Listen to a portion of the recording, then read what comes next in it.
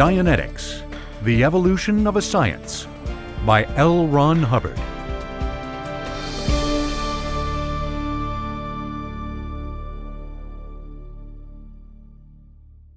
Dianetics.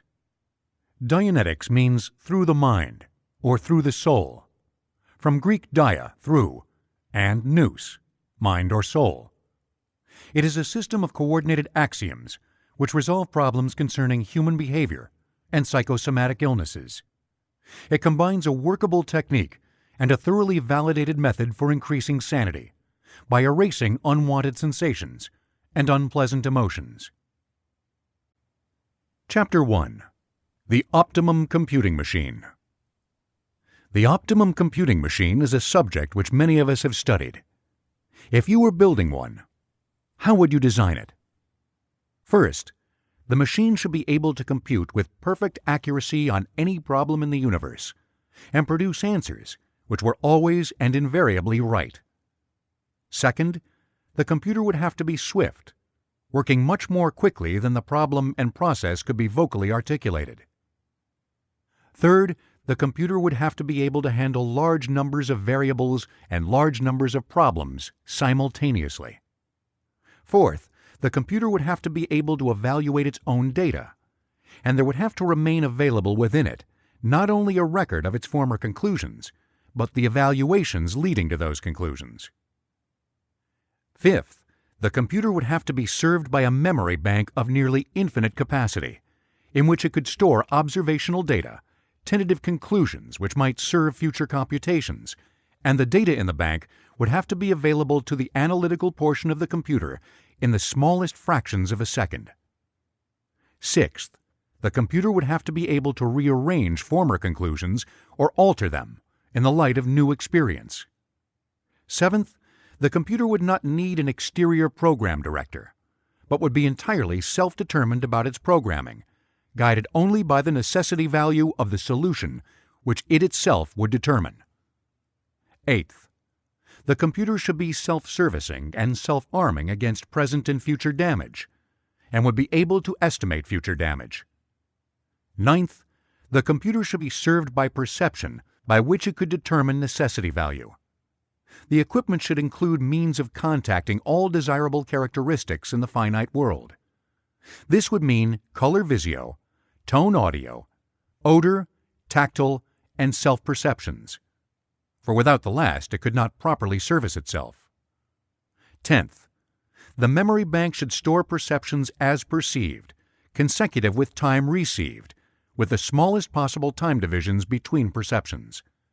It would then store in color visio, moving, tone audio, flowing, odor, tactile, and self-sensation, all of them cross-coordinated.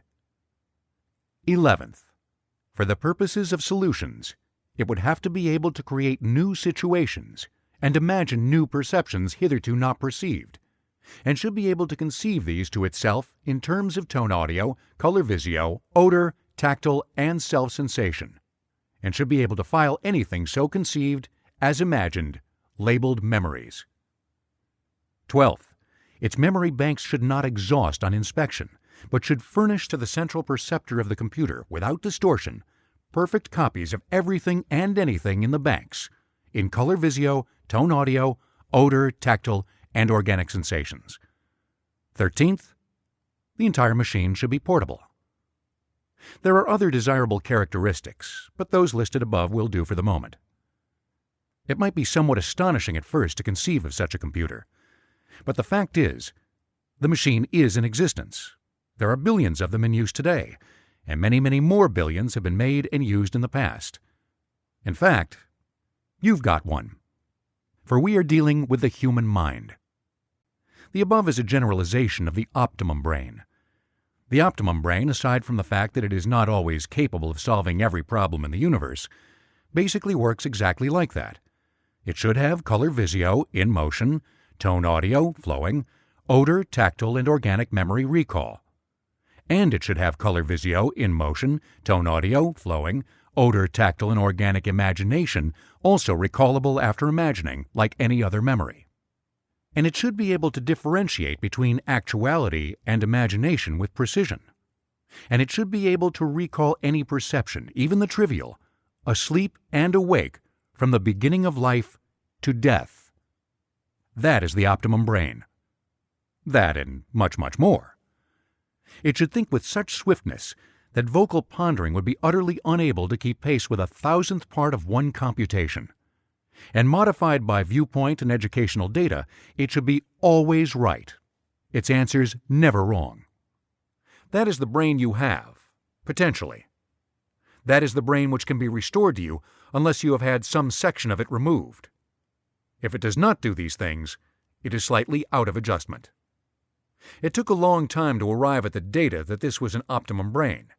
In the beginning, it was not realized that some people had color visio, moving recall, for instance, and that some did not. I had no idea that many people imagined and knew they were imagining in-tone audio, etc., and would have received with surprise the data that somebody could smell and taste last Thanksgiving's turkey when he recalled it. In 1938, when the researches which culminated in Dianetics, Greek dia, through, and nous, mind or soul, were started in earnest, no such high opinion of the human brain was held. In fact, the project was not begun to trace brain function and restore optimum operation, but to know the key to human behavior and the code law which would reduce all knowledge. My right to enter this field was an inquiring mind which had been trained in mathematics and engineering, and which had a memory bank full of questions and far-flung observations. It was the basic contention that the human mind was a problem in engineering, and that all knowledge would surrender to an engineering approach. And another primary assumption was made. All answers are basically simple. As it stands today, the science of Dianetics and its results, which are as demonstrable as the proposition that water at 15 pounds per square inch and 212 degrees Fahrenheit boils, is an engineering science, built heuristically on axioms. It works. That is the only claim for Dianetics or chemistry. They may not be true, but they work and work invariably in the finite world. When the problem had been shuffled around in the beginning, and when questions had been formulated to be asked of the universe at large, there was no concept of the optimum brain. Attention was fixed upon the normal brain. The normal brain was considered to be the optimum brain. Attempts were made when work finally got around to the problem of the brain itself to obtain results comparable with the normal mind. Minds became aberrated. When restored, they would be normal. In fact, in the beginning, it was not even certain that minds could be restored. All that was required was an answer to existence and the reasons minds aberrated. In a lifetime of wandering around, many strange things have been observed. The medicine man of the Goldie people of Manchuria, the shamans of North Borneo, Sioux medicine men, the cults of Los Angeles, and modern psychology. Amongst the people questioned about existence were a magician whose ancestors served in the court of Kubla Khan, and a Hindu who could hypnotize cats. Dabbles have been made in mysticism. Data have been studied from mythology to spiritualism. Odds and ends like these. Countless odds and ends. Chapter 2. Building a Science of the Mind. If you were constructing this science, where would you have started? Here were all the various cults and creeds and practices of a whole world to draw upon. Here were facts to a number which makes 10 to the 21st binary digits look small. If you were called upon to construct such a science and to come up with a workable answer, what would you have assumed, gone to observe, or computed? Everybody and everything seemed to have a scrap of the answer. The cults of all the ages, of all the world, seem, each one, to contain a fragment of the truth. How do we gather and assemble the fragments? Or do we give up this nearly impossible task and begin postulating our own answers? Well, this is the story of how Dianetics was built. This at least was the approach made to the problem. Dianetics works, which is what an engineer asks, and it works all the time, which is what nature demands of the engineer. First, attempts were made to discover what school or system was workable. Freud did occasionally, so did Chinese acupuncture, So did magic healing crystals in Australia and miracle shrines in South America. Faith healing, voodoo, narcosynthesis. And understand this right here, no mystic mumbo-jumbo need apply. An engineer has to have things he can measure. Later the word demon is used. That's because Socrates describes one so well. Dianetic use of it, like Clerk Maxwell's, is descriptive slang. But no wild, immeasurable guesses or opinions were wanted. When an engineer uses only those, bridges break, buildings fall, dynamos stop, and a civilization goes to wrack. A primary need in arriving at a dynamic principle of existence was to discover what one wanted to know about existence. One does not have to dabble long with the gods to know that they point unvaryingly, if divinely, up a very blind alley.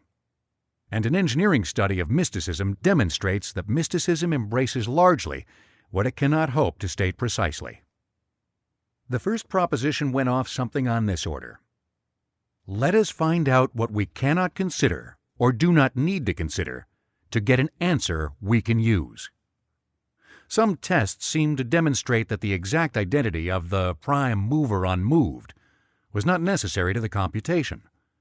Man has been convinced for a long time that he started this affair, so no great gain could be made in getting disputative about it. Let us then take a level immediately below the prime mover unmoved.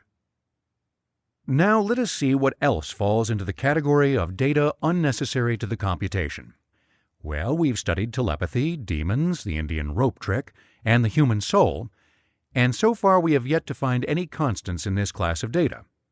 So let us draw a line below that as our highest level of necessary information and now call this our highest line. What do we have left? We have the finite world. Blue serge suits, Salinas Valley, the cathedral at Reims is a building, and several decayed empires and roast beef for dinner. We have left only what we can perceive with no higher level of abstraction. Now, how do we perceive, and on what, and with what?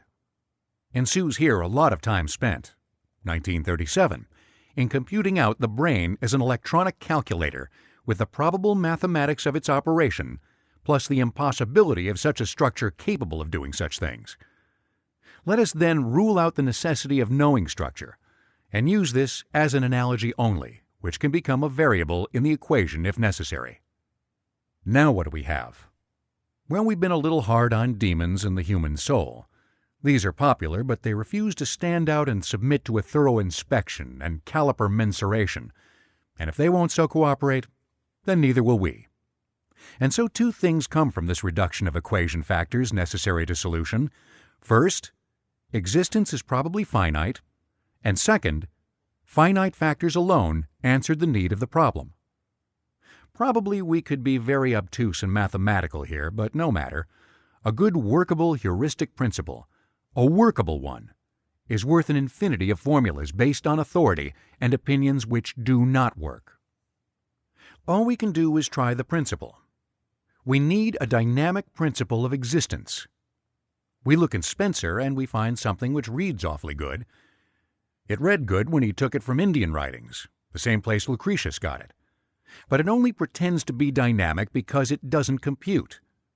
We need a dynamic principle, not a description. But what does a principle mean in a sphere this large? And doesn't it need a better definition? Let us then call it a dynamic lowest common denominator of existence. Will such a lowest common denominator lead us straight up above the highest level we have set and send us spinning off with a fistful of variables and no answer? It had better not. So let us pose some more questions and see if they clarify the principle. What can we know? Can we know where life came from? Not just now. Can we know where life is going? Well, that would be interesting, but few of us will live to see that. So what can we know? Who? When? Why? Where? What? What? We can know what life is doing. Let us postulate now that life started somewhere and is going somewhere. To know where it came from might solve a lot of problems, but that seems unnecessary to know at this time for this problem.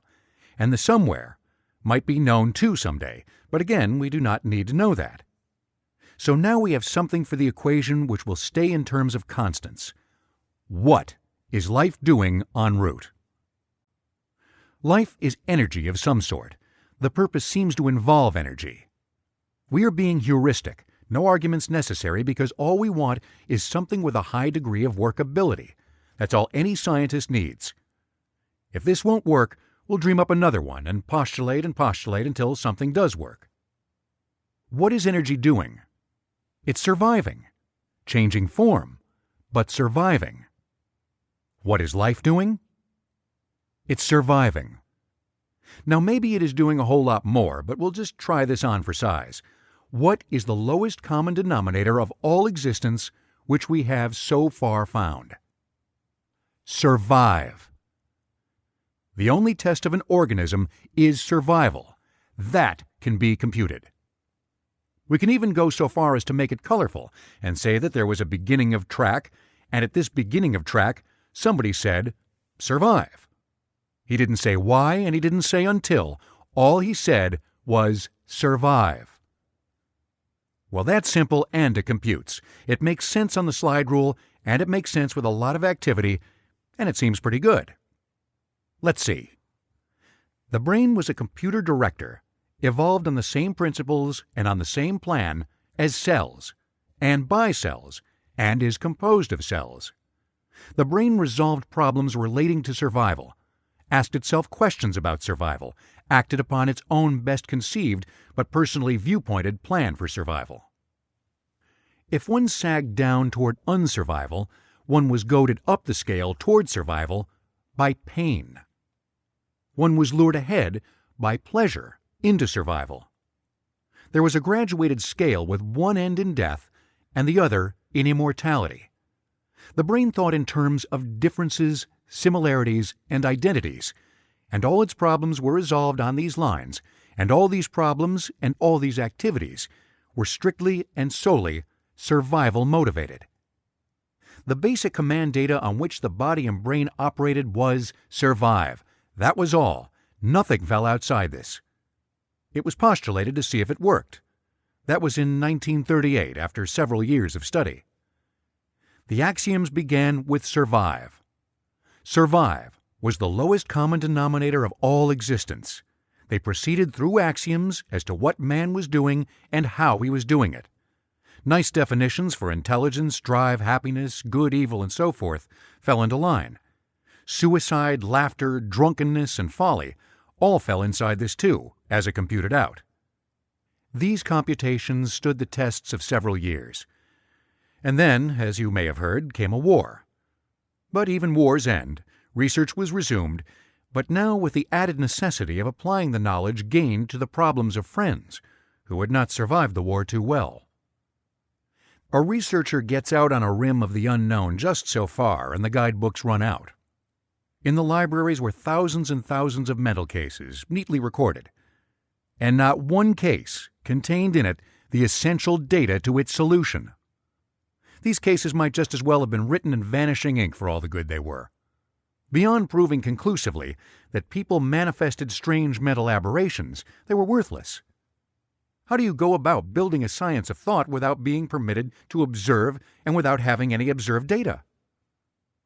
Out of a multitude of personal observations in this and distant lands, it was the first task to find a constant. I had studied hypnotism in Asia. I knew hypnotism was, more or less, a fundamental. Whenever shamans, medicine men, exorcists, or even modern psychologists go to work, they incline toward practices which are hypnotic.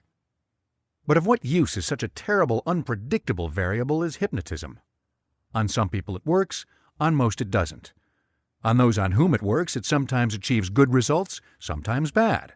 Wild stuff, hypnotism. The physical scientist, however, is not unacquainted with the use of a wild variable. Such erratic things usually hide real, important laws. Hypnotism was a sort of constant thread through all the cults, or hypnotic practices, but perhaps one might at least look at it. So hypnotism was examined. A wild radical. The reason it was wild might be a good answer. The first investigation of it was quite brief. It did not need to be longer. Examine a post-hypnotic suggestion. Patient in amnesia trance. Tell him that when he awakens, he will remove his left shoe and put it on the mantel. Then tell him that he will forget he has been told and wake him up. He awakens, blinks for a while, and then puts his foot forward and removes his shoe. Ask him why.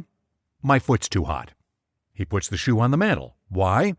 I hate to put on a damp shoe. Warmer up here, and it will dry. Keep this in mind, this experiment.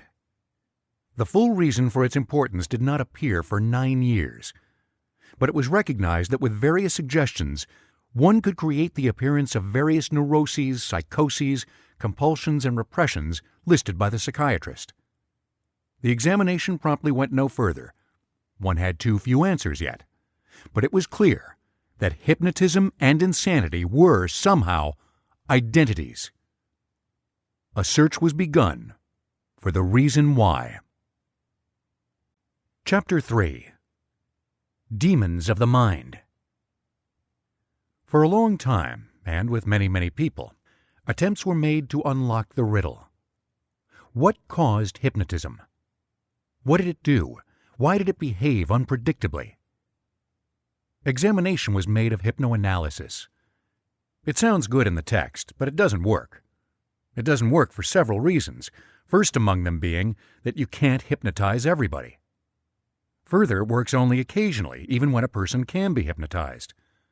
So hypnoanalysis was buried, along with the water cure of Bedlam, and the prefrontal lobotomy and the demon extraction techniques of the shamans of British Guiana.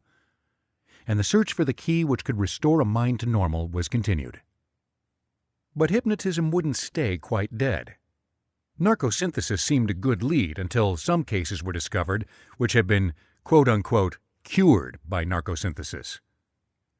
They were reworked with the technique just to discover what had occurred. Narcosynthesis sometimes seemed to fix a man up so his war neurosis could rise to even greater heights at some future date. No, that is not entirely fair. It produced slightly higher results than a magic healing crystal in the hands of an Australian medicine man. It seemed to do something beyond what it was supposed to do, and that something beyond was bad. Here was another wild variable, a piece of the puzzle of insanity's cause. We knew what man was doing. He was surviving. Somehow, some way, he occasionally became irrational. Where did hypnotism fit into this? Why did drug hypnotism affect people so adversely at times? These people one met and worked with did seem to be trapped somehow by something which modern methods almost never touched. And why did whole nations rise up to slaughter nations? And why did religious zealots carry a banner and crescent across 3/4 of Europe? People behave as if they'd been cursed by something. Were they basically evil? Was social training a thin veneer?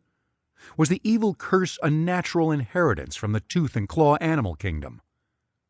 Was the brain ever capable of rationality? Hypnotism and narcosynthesis, unpredictable radicals, refused for a time to divulge answers. Out of orbit again and without tools with which to work, it was necessary to hark back to the techniques of the Kayan shaman of Borneo, amongst others. Their theory is crude. They exorcise demons. All right, we postulated that man is evil, that the evil is native. Then we ought to be able to increase the civilized veneer by planting in him more civilization, using hypnotism. So the patient usually gets worse. That postulate didn't work. Provisionally, let's try the postulate that man is good and follow its conclusions. And we suppose something such as the Borneo shaman's toe has entered into him which directs him to do evil things. Man has believed longer that demons inhabit men than man has believed they did not. We assume demons. We look for some demons, one way or another. And we found some. This was a discovery almost as mad as some of the patients on hand. But the thing to do was try to measure and classify demons. Strange work for an engineer and mathematician. But it was found that the demons could be classified. There were several demons in each patient, but there were only a few classes of demons.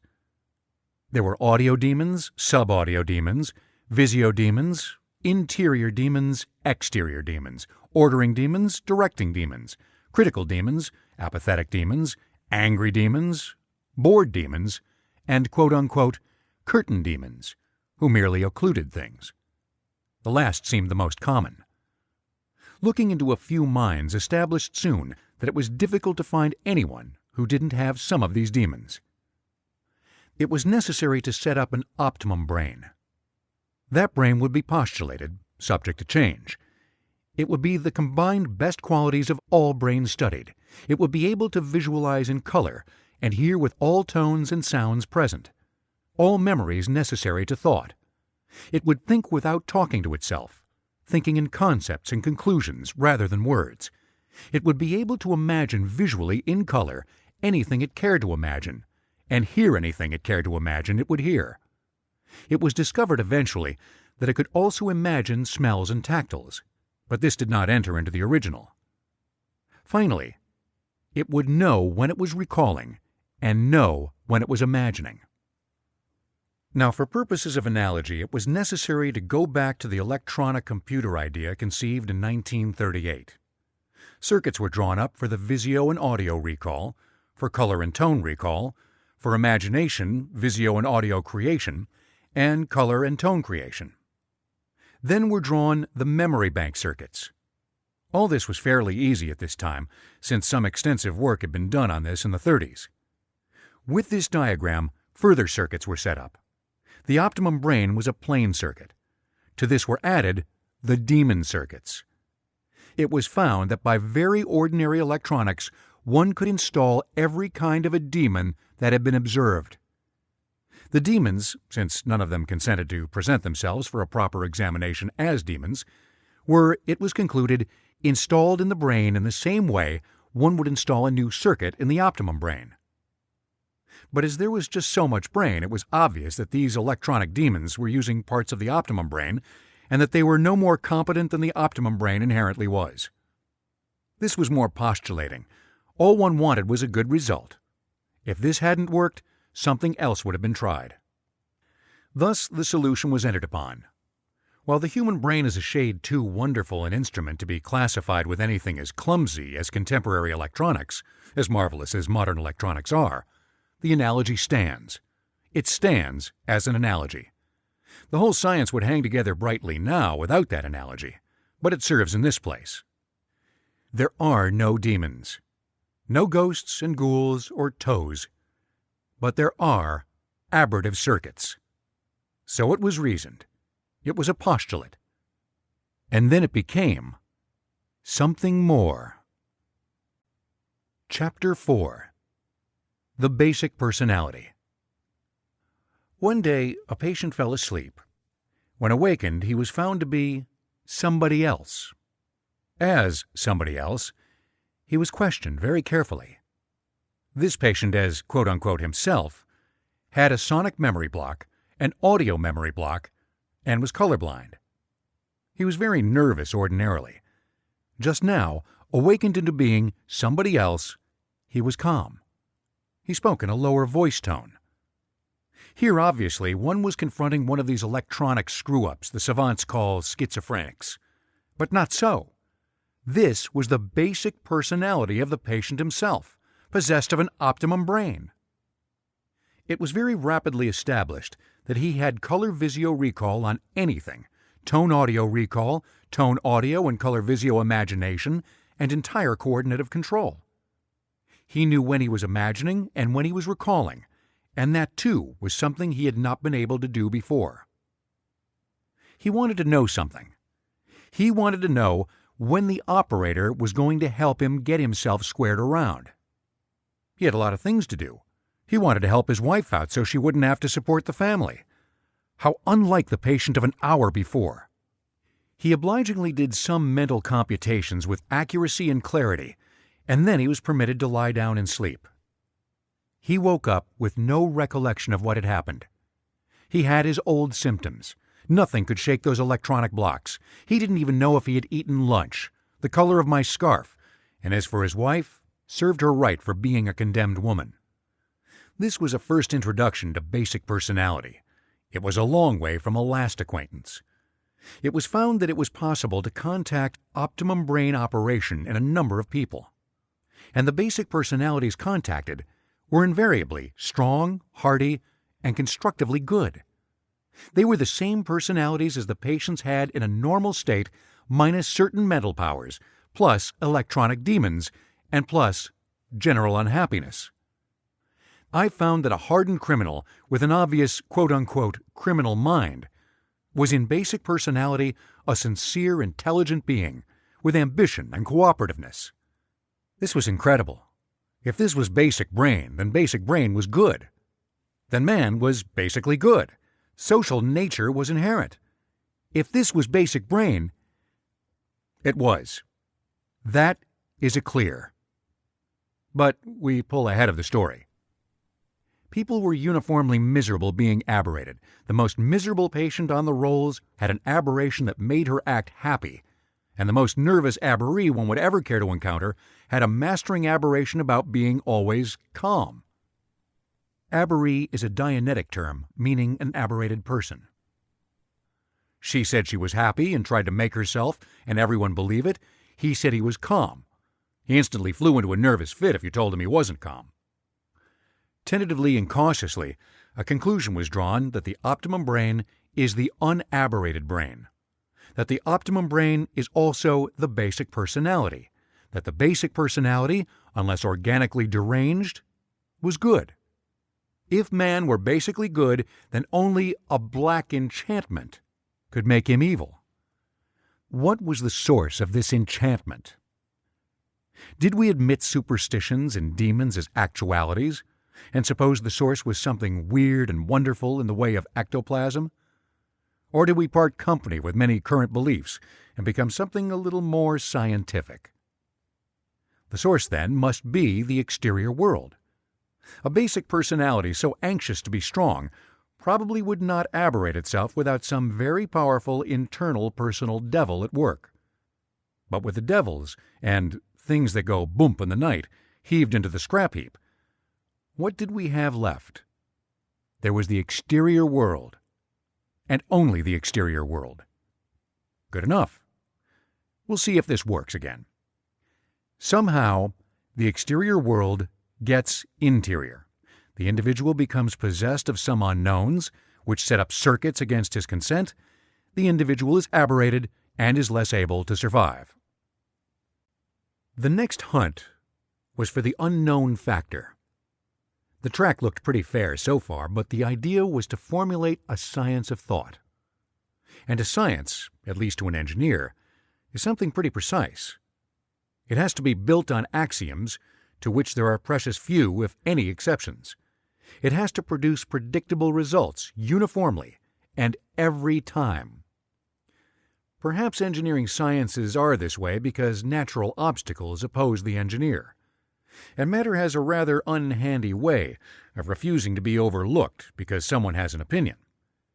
If an engineer forms an opinion that trains can run in thin air, and so omits the construction of a bridge across a stream, gravity is going to take over and spill one train into one stream. Thus, if we are to have a science of thought, it is going to be necessary to have workable axioms, which, applied with techniques, will produce uniform results in all cases and produce them invariably. A great deal of compartmentation of the problems had already been done, as previously mentioned, or in the course of work. This was necessary in order to examine the problem proper, which was man in the universe. First, we divided what we could probably think about and had to think about from what we probably didn't have to think about, for purposes of our solution. Next, we had to think about all men. Then, a few men. Finally, the individual man, and at last, a portion of the aberrative pattern of an individual man. How did the exterior world become an interior aberration? There were many false starts and blind passages, just as there had been in determining what an optimum brain would be. There were still so many variables and possible erroneous combinations in the computation that it looked like something out of Kant. But there is no argument with results. There is no substitute for a bridge heavy enough to hold a train. I tried, on the off chance that they might be right, several schools of psychology, Jung, Adler, even Freud. But not very seriously, because over half the patients on the rolls have been given very extensive courses in psychoanalysis by experts, with no great results. The work of Pavlov was reviewed in case there was something there. But men aren't dogs. Looking back on these people's work now, a lot of things they did made sense.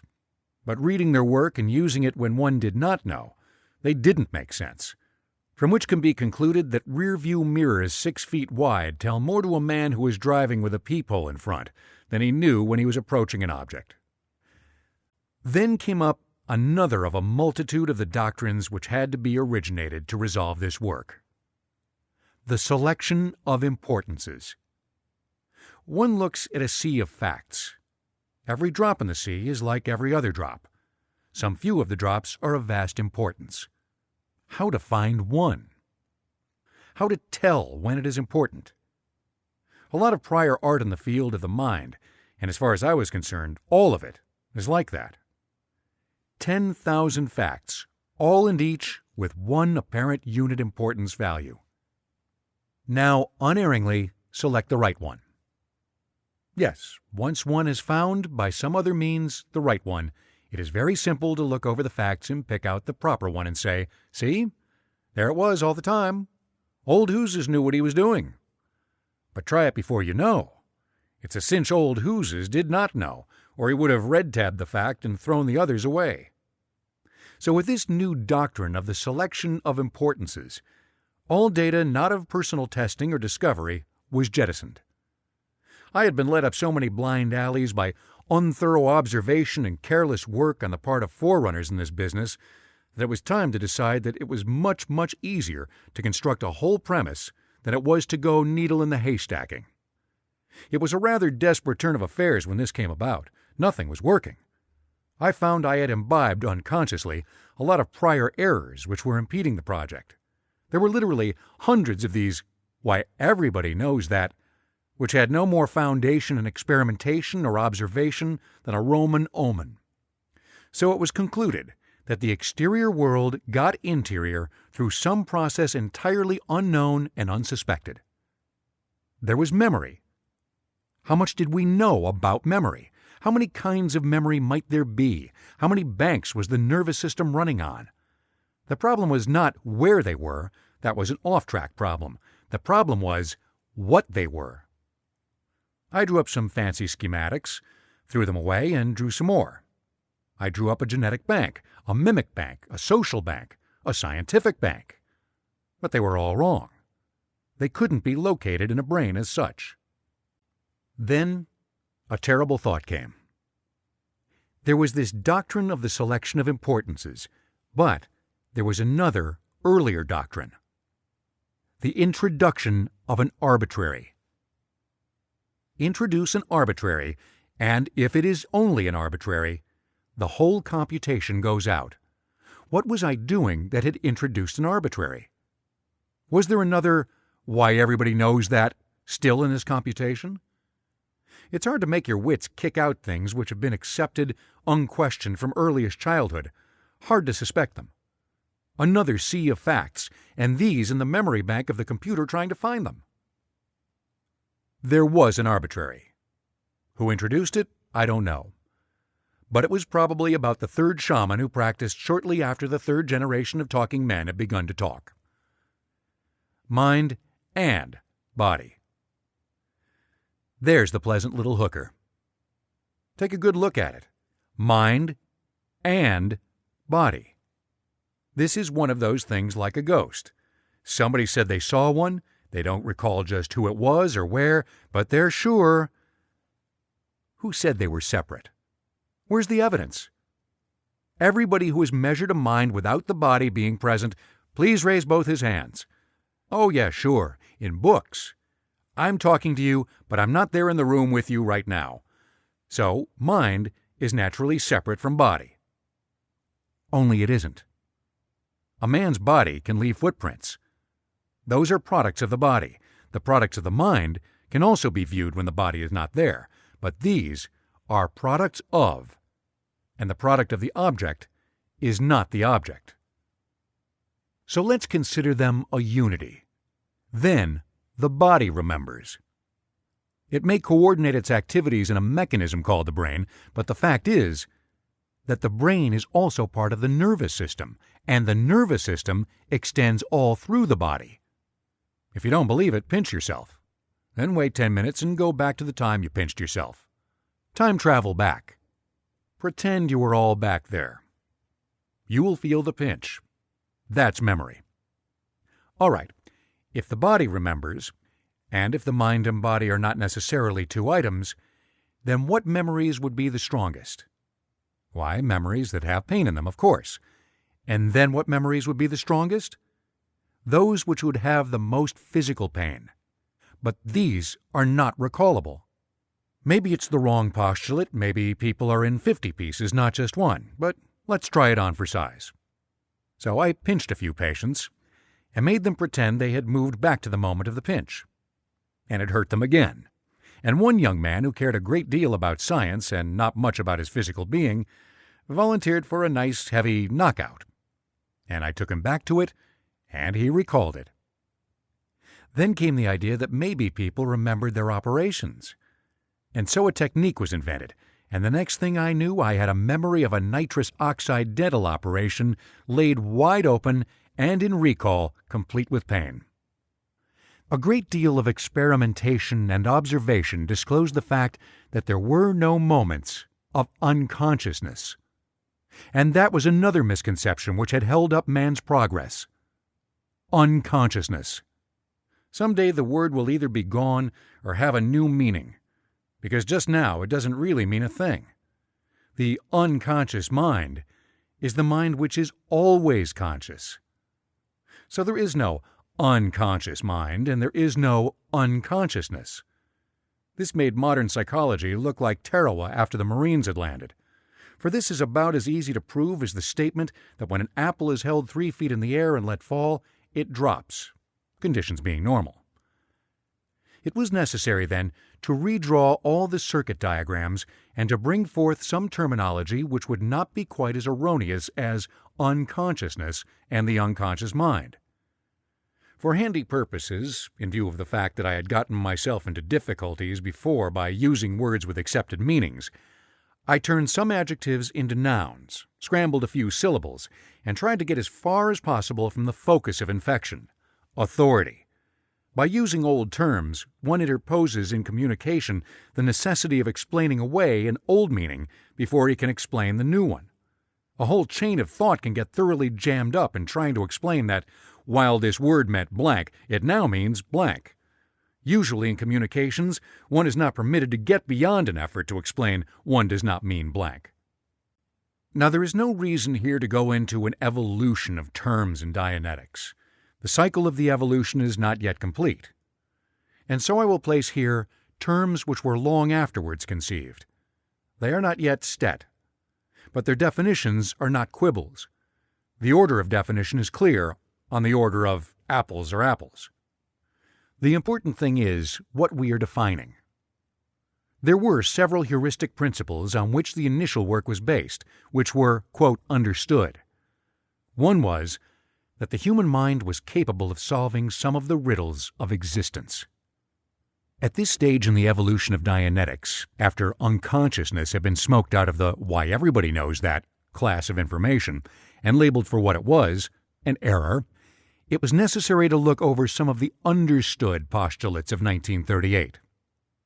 And one of those everybody knows postulates has been that the human mind is not capable of understanding the workings of the human mind. And everybody knew that the human mind was liable to err, that it was stupid and was very easily aberrated by such small things as, because Papa loved Mama, Jimmy wanted to love Mama too.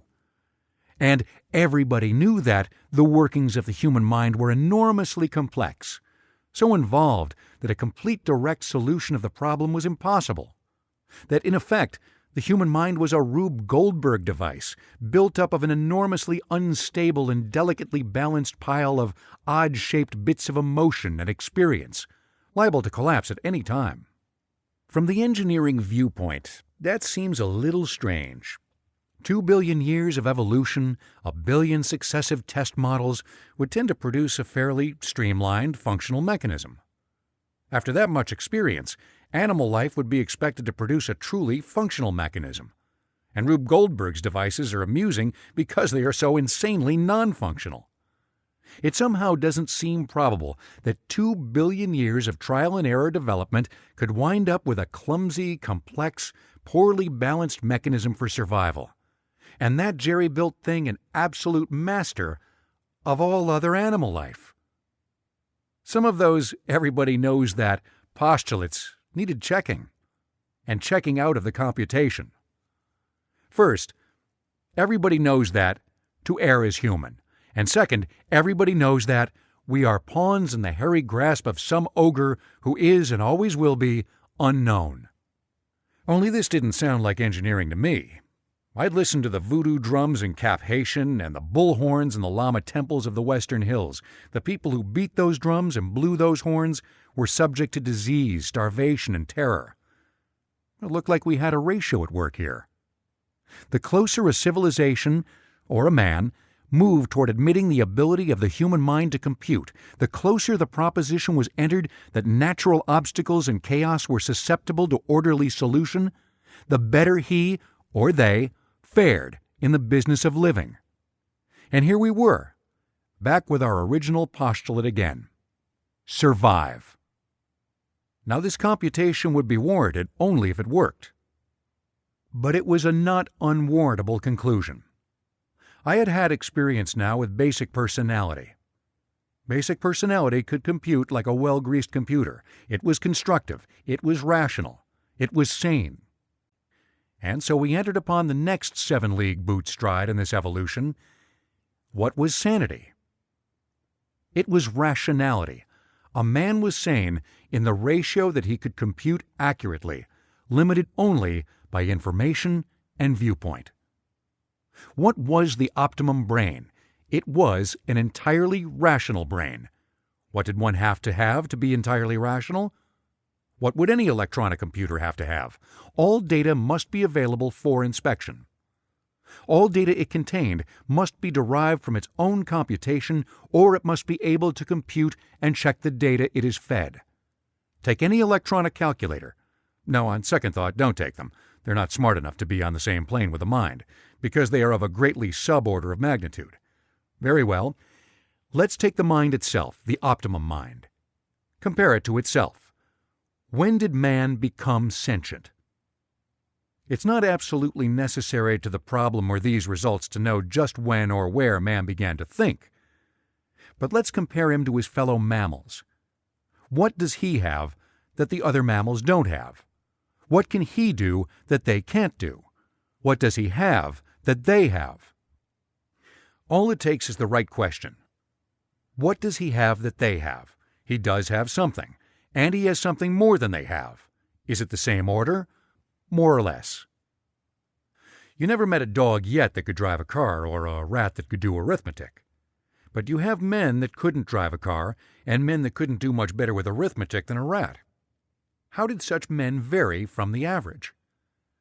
It seemed that the average man had a computer that was not only better, it was infinitely finer than any animal's brain.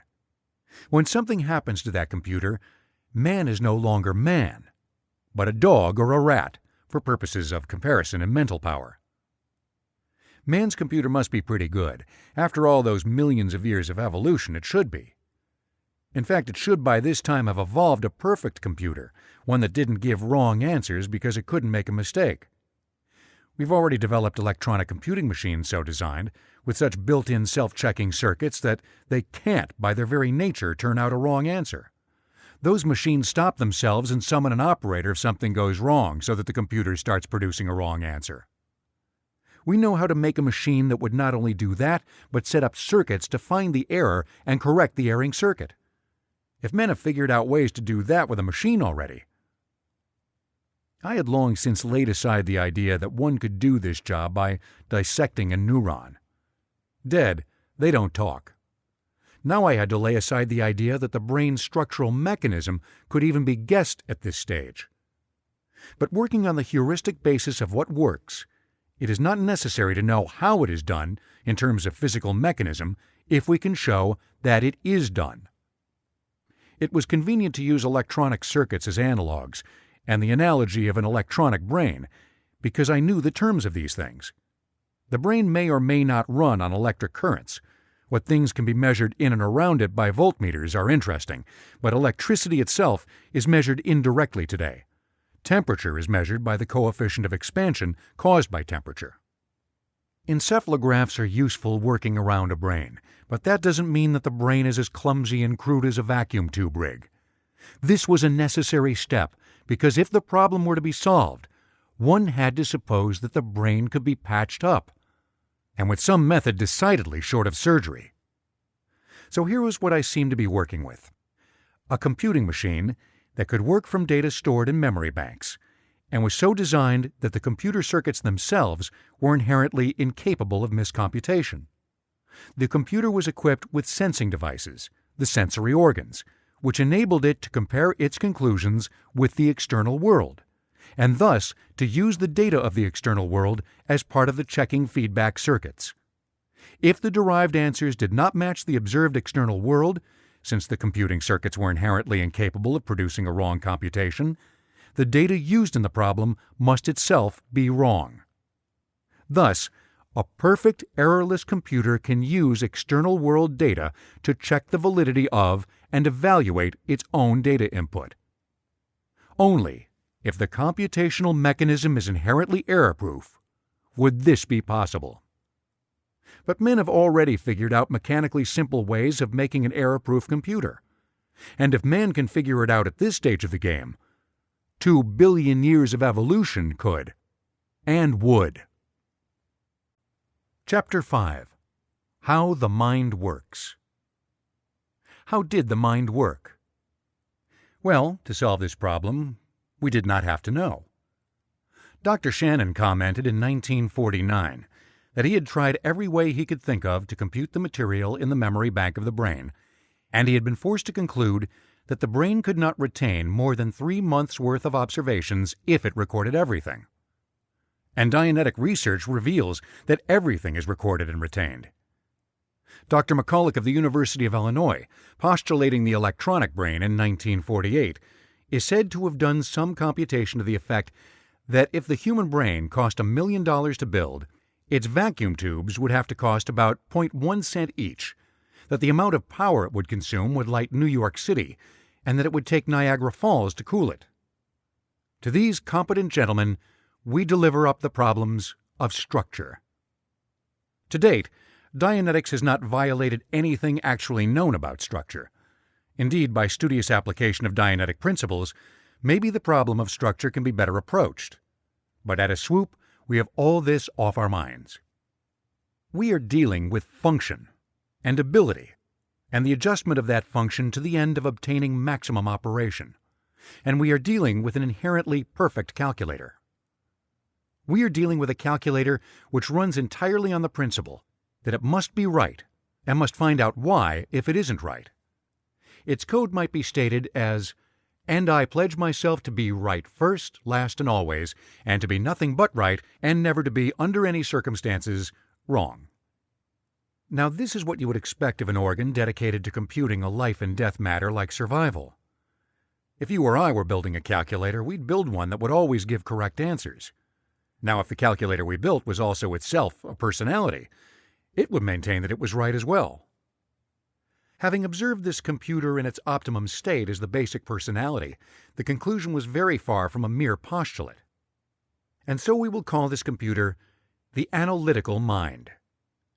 We could subdivide things further and get complicated by saying that there is an I as well as a computer, but this leads off in some direction or other which, as things work out, isn't of much use at this time. And so the analytical mind, or the analyzer, is a computer, and the I for our purposes. All we want is a good, workable solution. The next thing we must consider is what apparently makes man a sentient being. And that consideration leads us into the conclusion that possession of this analyzer raises man far above his fellow mammals. For as long as man is rational, he is superior. When that rationality reduces, so does his state of being. So it can be postulated that it is this analyzer which places the gap between a dog and a man. Study of animals has long been popular with experimental psychologists, but they must not be misevaluated. Pavlov's work was interesting. It proved dogs will be dogs. Now, by light of these new observations and deductions, it proved more than Pavlov knew. It proved men weren't dogs. Must be an answer here somewhere. Let's see. I've trained a lot of dogs. I've also trained a lot of kids. Once I had a theory that if you trained a kid as patiently as you trained a dog, then you would have an obedient kid. Didn't work. That's right. It didn't work.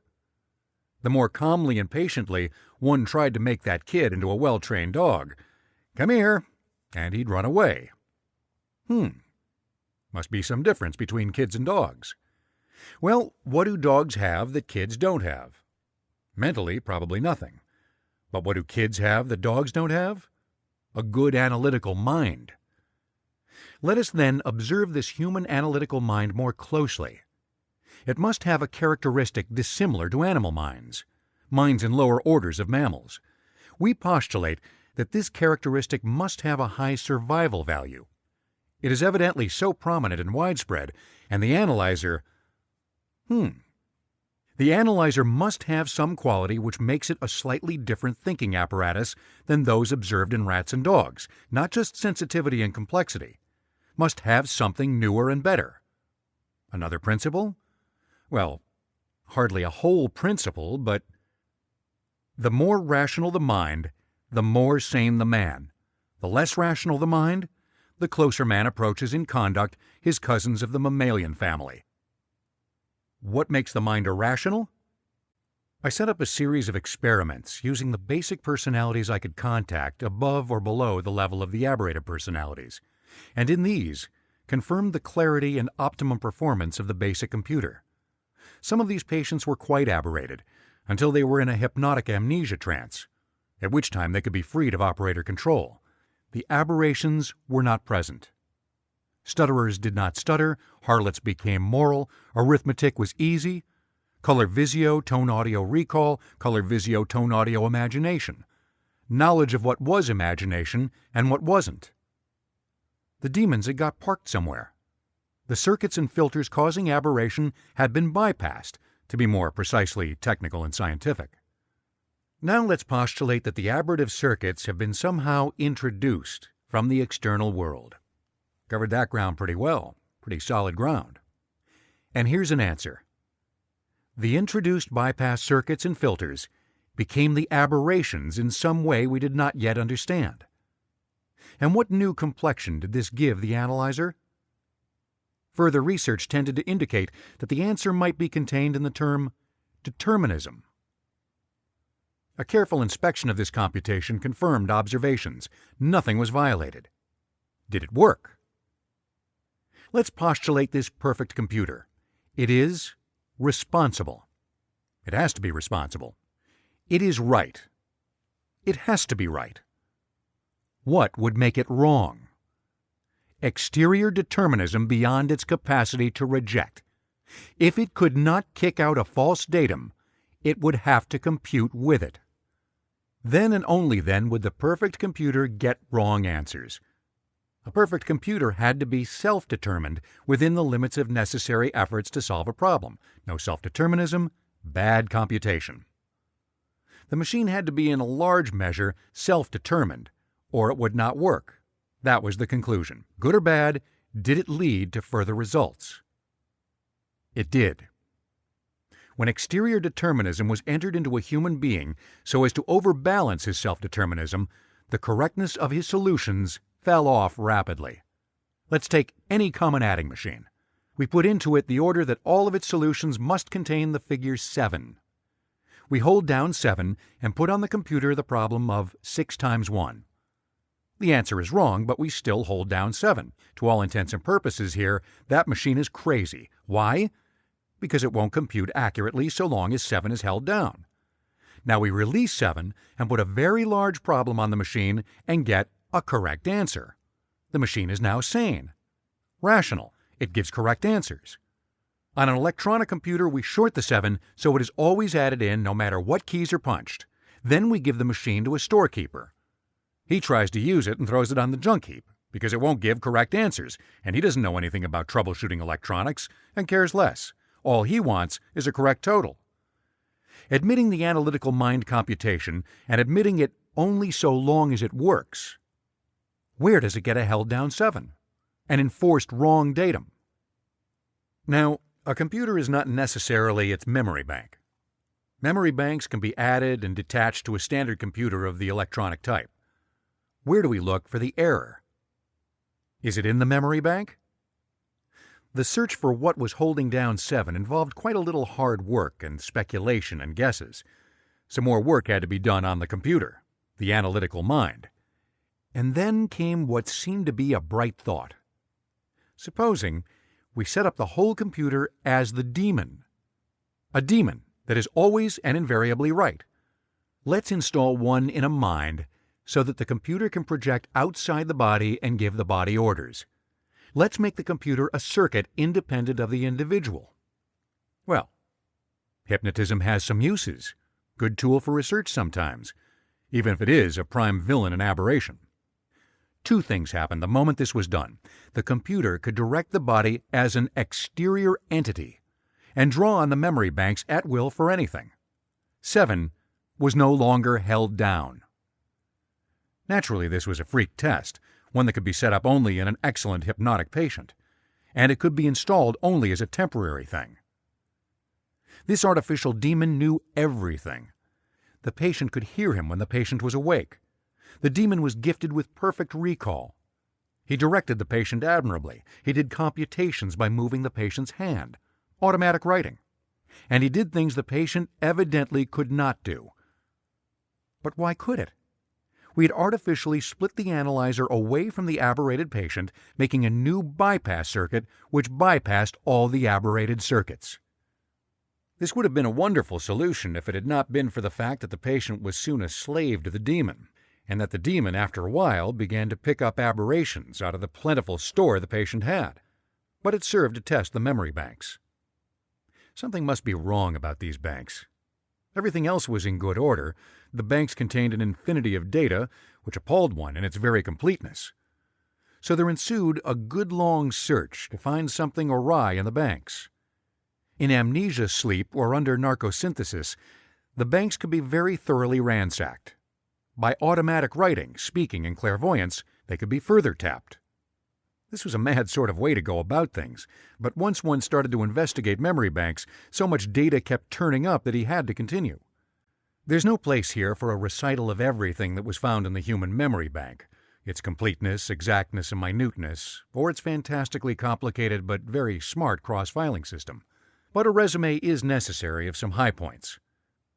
In the first place, the banks contain a complete color video record of a person's whole life, no matter the demon circuits.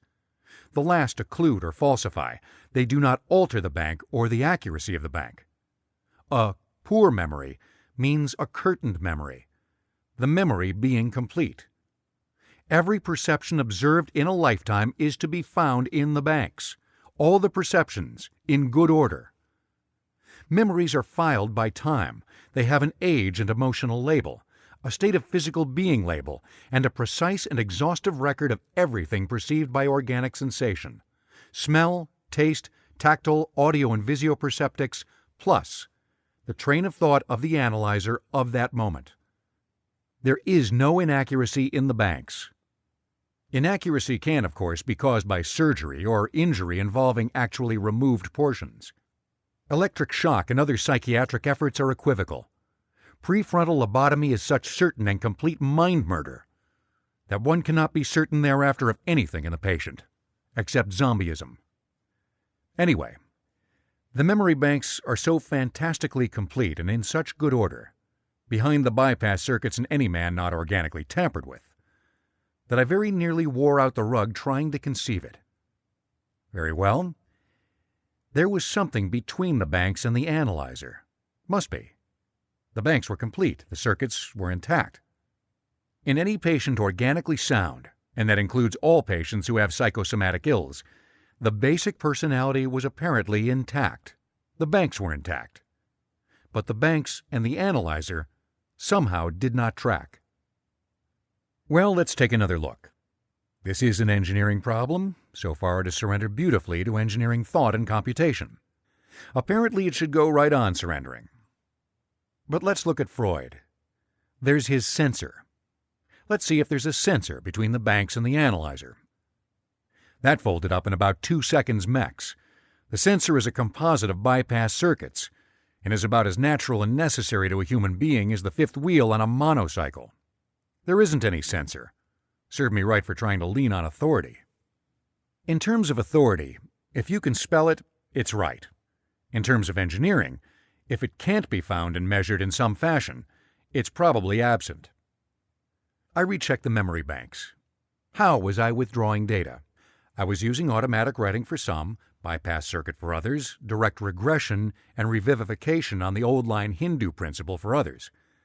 I set about trying to classify what kind of data I was getting with each method of recall. All of a sudden, the problem fell apart. By automatic writing, I was getting data not available to the analyzer. By bypass, I was getting data not available otherwise.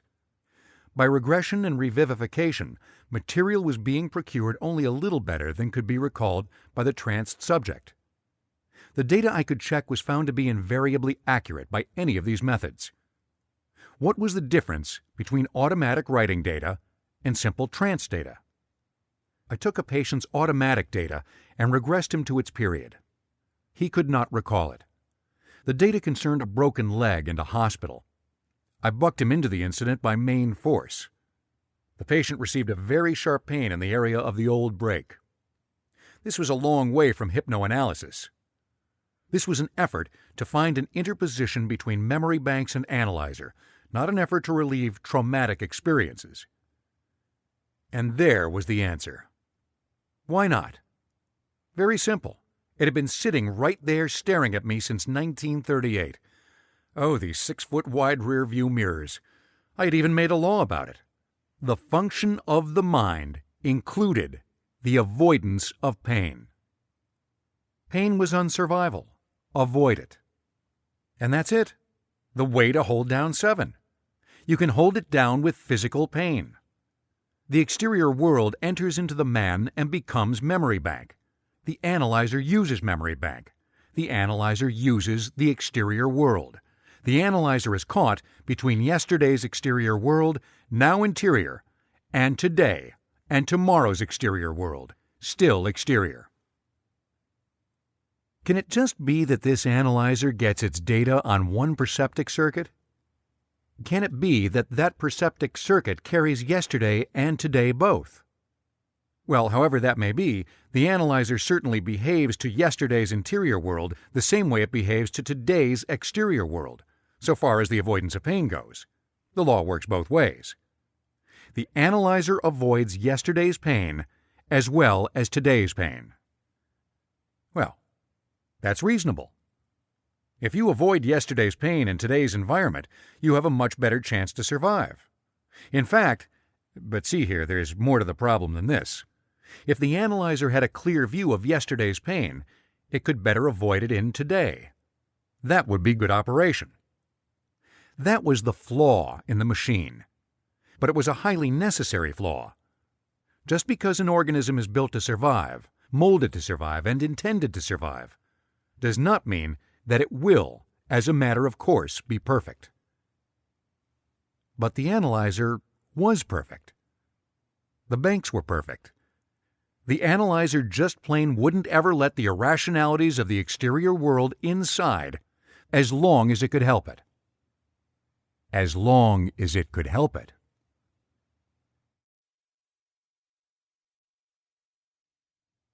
Chapter 6. The Villain of the Piece. I was probing now for the villain of the piece. He was not found for a while. Many experiments were made. Efforts were made to make several patients well by simply breaking through the pain wall the analyzer was seeking to avoid. A lot of painful incidents were broken, mental and physical anguish by the library full, and without much relief. The patients relapsed. Then it was discovered that when a patient was bucked through a period when he was, quote, unconscious, he showed some improvement. Then it was discovered that these unconscious periods were rather like periods of hypnosis driven home by pain. The patient responded as though the unconscious period had been post-hypnotic suggestion. From this series of experiments, a prime datum was picked up. You relieve the pain and the unconsciousness, and the suggestive power goes away. The subject did not have to have any of the mumbo-jumbo of hypnosis in this unconscious period, but every perceptic perceived tended to aberrate him. I did not realize until then that I was playing tag with a hitherto unappreciated mid-evolution step in man. If he was once a polywog, he had never lost any of the parts he had evoluted through. How does a fish think? Well, let's see how a fish would respond to pain. He is swimming in brackish water of yellow color over a green bottom, tasting shrimp. A big fish hits him a whack, misses, but does not kill him. Our fish lives to come back another day. This time he swims into an area of brackish water with a black bottom. He gets a little nervous. Then the water becomes a yellow color. The fish becomes very, very alert. He coasts along and gets over a green bottom. Then he tastes shrimp and instantly swims away at a terrific rate. Now, what if man still had his lower organism responses? Well, it seemed on experiment that he did. Drug him with ether and hurt him, then give him a whiff of ether and he gets nervous. Start to put him out and he begins to fight. Other experiments all gave the same conclusion. Lower organisms can be precisely and predictably determined in their responses. Pavlov's dogs, any dog you ever trained. The dog may have something of an analyzer too, but he is a push-button animal. And so is man. Ah yes, so is man. You know? Just like rats. Only man isn't. Man has a wide power of choice. Interfere with that wide power, and there's trouble brewing. Aberrate him enough, and he's unpredictably push-buttonable. Cut his brain out with a knife, and he can be trained to speak woof-woof for his food. But by golly, you better cut pretty well to get a good, satisfactory 100% of the time woof-woof. What happens when a man gets knocked out? He isn't there. But all the memory recordings during the period are. What happens when you knock him half out? He does strange automatic things. What happens when his analyzer is so aberrated that, hey, wait. How would you build a good sensitive analyzer? Would you leave it connected to every shock? You'd fuse it, so it would live to think another day. In an emergency, what kind of a response do you want? Automatic. Stove hot, hand on stove, withdraw a hand. Do you do a computation on that? No, indeed. What withdrew the hand? The analyzer? No. What happened to the analyzer for an instant during the shock? The analyzer goes out of circuit and leaves a mechanical determining director in full charge. A good, fast identity-thinking director. The analyzer does not think in identities. It thinks in differences, similarities. When it loses its power to differentiate and thinks in identities, no, it never does that. That's madness, and the analyzer does not go mad. But something around here thinks in identities. Start working on a patient and find out that hash equals snow equals an ache in the knee. That's identity thinking.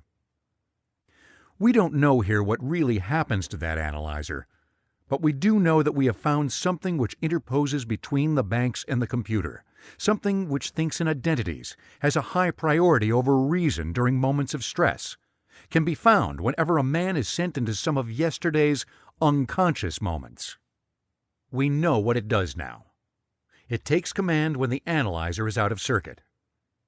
Whether or not it is the old-style mind which man did not shed while graduating to sentience by developing an analyzer is beside the point. Whether or not it is a structural entity of a combination of unconscious periods is equally outside our concern here. We are working in function, and we want answers that work every time. Call this the reactive mind. It is a mind which is constructed to work in moments of enormous physical pain. It is rugged. It works all the way down to the bottom and within a millimeter of death. Maybe it's almost impossible to build a sharply sentient mind which would operate under the terrible conditions of agony in which we find the reactive mind operating. Maybe the reactive mind, well, that structure. Here it is as function. The reactive mind thinks in identities. It is a stimulus-response mind. Its actions are exteriorly determined. It has no power of choice. It puts physical pain data forward during moments of physical pain in an effort to save the organism. So long as its mandates and commands are obeyed, it withholds the physical pain. As soon as the organism starts to go against its commands, it inflicts the pain.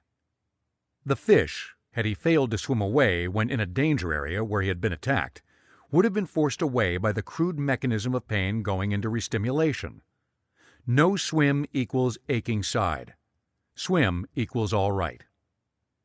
The analyzer blows its fuses as any good machine would when its delicate mechanism is about to be destroyed by overload. That's survival. The reactive mind kicks in when the analyzer is out. That's survival. But something must go wrong. This was a pretty good scheme of things, but it didn't always work. Or it worked too well. Thus were discovered the reactive memory bank and its total content, the engrams and their locks. An engram is simply a period of physical pain when the analyzer is out of circuit and the organism experiences something it conceives to be, or which is contrary to, its survival. An engram is received only in the absence of the analytical power. When the analyzer is out of circuit, data of high priority value can pass, without evaluation by the analyzer, into the memory bank. There it becomes a part of the emergency bank. This is a red tab bank. The reactive mind, composed of high-priority, dangerous situations which the organism has experienced. The reactive mind has this bank as its sole source of information. The reactive mind thinks in identities with this red tab bank. So long as the analyzer is fully in circuit, the red tab bank is null and void. With the analyzer partially out of circuit, as in weariness, drunkenness, or illness, a part of this bank can cut in. Let's begin to call unconsciousness a new word. Anaton. Analytical attenuation. There is greater or lesser anaton. A man goes under ether, he becomes anaton. He is hit in the jaw and is anaton. Now, what does an engram contain? Clinical examination of this object of interest demonstrates that the engram consists of anaton, time, physical age, emotion, physical pain, and every percept in order of sequence. Words, sights, smells, everything that was there. We had to organize a new subscience here to think about engrams properly. It's the science of perceptics. Know your general semantics? Well, same organization, only we take in all the perceptics and we show where the meaning of each perceptic originates and why man can't non-identify with ease and aplomb so long as he has engrams. The automatic writing I was getting was straight out of engrams. That and bypass circuits would disclose data received during anaton. Engrams. And then I discovered that these engrams had a peculiar faculty. They could create their own circuits, parasitically using the host circuits. Here's how an engram can be established. Mary, age 2, knocked out by dog, dog bites. Content of engram: anaton, age 2, physical structure, smell of environment and dog, sight of dog jaws gaping and white teeth, organic sensation of pain in back of head, hit pavement, pain in posterior, dog bite in cheek, tactile of dog fur, concrete, elbows on pavement, hot dog breath, emotion, physical pain, plus endocrine response, audio of dog growl, and passing car. What Mary does with the engram. She does not remember the incident, but sometimes plays she is a dog jumping on people and biting them. Otherwise, no reaction. Then, at age 10, similar circumstances, no great Anatan, the engram is re-stimulated. After this, she has headaches when dogs bark or when cars pass that sound like that car, but only responds to the engram when she is tired or otherwise harassed. The engram was first dormant, data waiting just in case. Next, it was keyed in, stuff we have to watch out for. Then it was thereafter re-stimulated, whenever any combination of its perceptics appeared while Mary was in slight Anatan, weary. When 40 years of age, she responded in exactly the same way and still has not the slightest conscious understanding of the real reason. Now let's consider what would have happened if Mary's mama had yelled something really choice, engrammatically speaking. Be calm, oh my darling, it's always this way, get out, get out! Something mama had tucked away is the proper thing to do and say, engrammatically, when dogs bite daughters. We here have what amounts to a post-hypnotic suggestion. Identity equals thought. All the perceptics equal all the words equals a dog equals mama equals get out, etc., etc., etc., and each equals all in any part of each. No wonder nobody could compute a madman. This is irrationality deluxe. Literally, this computation of identity thought makes no sense. But it's survival data, and it better be obeyed, or the cheek will hurt, the head will ache, and the elbows will get a permanent dermatitis. But remember that this engram also had, as a tab, Anatan, the exact degree of Anatan present during that moment. The analyzer is a fine device, but it is also evidently a physical organ, probably the prefrontal lobes, and organic sensation includes several things. Restimulation brings about this state of affairs. Analyzer shut off, reactive mind to cells, red tab dog in sight, shut off analyzer. This is a priority situation. That is all. The degree of Anatan is very far from the original in the engram, but it is sufficient to produce a reduced state of analyzing. In effect, a reduced sanity. The subject just has a feeling of dull, stupid mental confusion many times. A sort of dumb, unreasoned, and unidentified emotion that seems to stop thought in numbness. You've had it. Thus we have a situation which begins to approach a push-button determinism.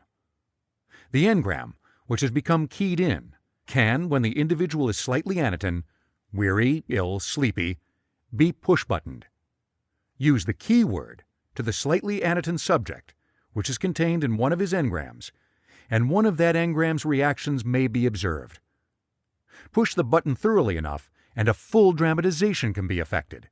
He will reenact the original situation. Thus, the red tab memory bank of the reactive mind. The discovery of this bank is one of the several original discoveries of Dianetics. Many parts of Dianetics can be found, if improperly evaluated, in old philosophic schools or in modern practice. But there remain a few entirely new facets which have no prior art. This red tab bank is a very special affair and is quite different in composition, content, and circuit from the analytical banks, conscious banks containing data which can be remembered. The reason this bank was never discovered before is not difficult to find. The red tab bank content was implanted when the analyzer was out of circuit, unconscious. It is located then many strata below conscious awareness, in the stupefactions of a physical knockout. When one tried to get to it with hypnotism or narcosynthesis, he was confronted with a patient who simply looked knocked out, who was unresponsive to everything. As narcosynthesis and hypnotism both savor of sleep, the deeper sleep of the composite whole of all the past knockouts of a lifetime render the patient entirely insensible, even when one was squarely on top of the reactive bank. So this bank remained hidden and unknown. And that is a sad thing, because unless one knows about this bank, the entire problem of man's imperfection, his insanity, his wars, his unhappiness, can go begging, or get into the files of a shaman or a neurosurgeon. Much more widely, the hidden character of this bank can be said to be responsible for irrational conduct on the part of all mankind. And how many lives has that cost in the last 4,000 years? It is a very peculiar sort of a bank. It is the only bank in the human mind from which any content can be exhausted. All its content is pain and unconsciousness, and only physical pain can be deleted from the mind. Now, wouldn't you say that this was a peculiar sort of a bank? Here it is with its bunkers full of high-priority but false survival data. Here it is full of experiences which, because of the way they are filed, can drive a man to suicide or other madness. Here it is, with its memories all ready to click into the motor controls of the body, ready without so much as a by your leave from the sentient analyzer, to make a man run insanely until he drops from heart failure. Here it is, able to change the perfect structure of the body into a nightmare thing, with a fetus-like face and wasted or undeveloped limbs. Here it is, ready to manufacture anything you can name by way of physical ills, or at least to predispose them, possibly even cancer. Here it is, filling hospitals, mental institutions, and jails. And yet, it is the one portion of human memory that can be modified and changed. What price some of the old philosophies when the only reducible memory is one of pain? Try any technique you can name on a pleasant or even a merely passing memory in one of the conscious banks. It will stay right where it is, indelible, particularly the pleasurable ones. But a memory in the red tab bank, when properly approached by Dianetic technique, will vanish out of that bank entirely. It refiles as a memory in the conscious level banks, and as such, by the way, is fantastically difficult to locate, on the order of what you ate for dinner on June 2nd when you were 2 years of age, and when found, bears the tag, "Found to be non-survival data. Do not permit it or similar data into any fundamental computations." And one of these unconscious memories, when treated, produces about the same emotional response afterwards as a mildly amusing joke. The red tab bank could cause circuits to be set up which looked and sounded like demons. It could occlude the conscious bank in part, or so thoroughly that it appeared that there was no past. It could command and order a person about like a moron might control a robot. And yet, it is perishable. And it can be de-intensified and refiled, with consequent great increase in the survival chances of a man. All its content is contra-survival. When it is gone, survival is demonstrably enhanced. And that means what it says.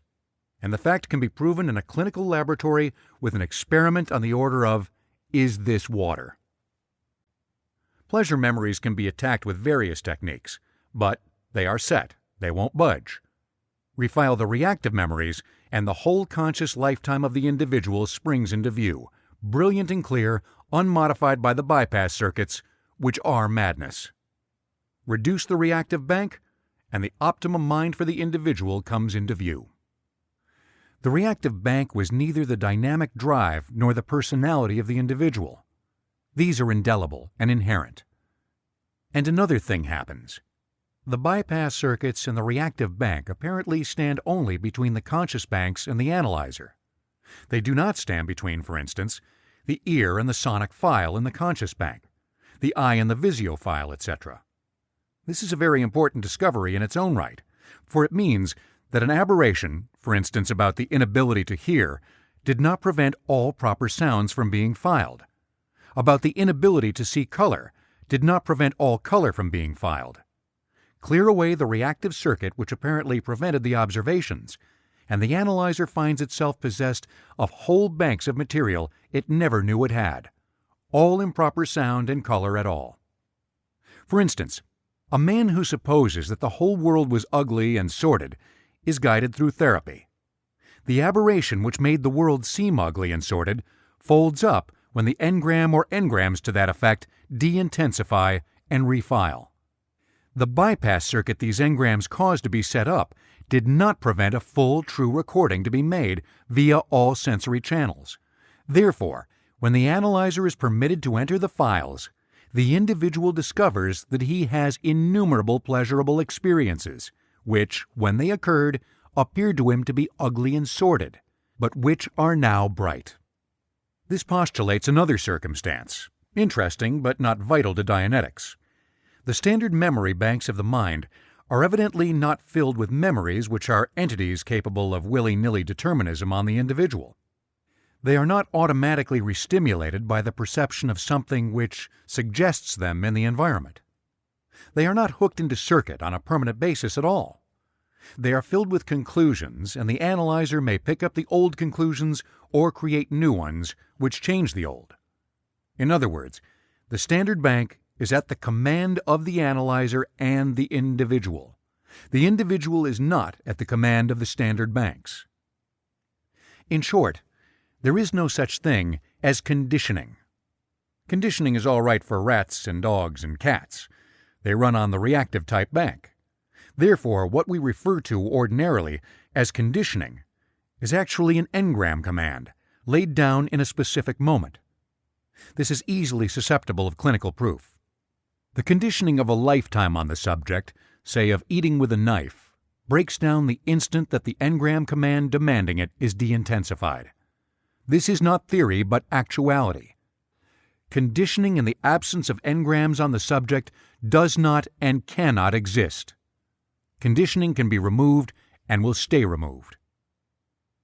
There are then two things at work.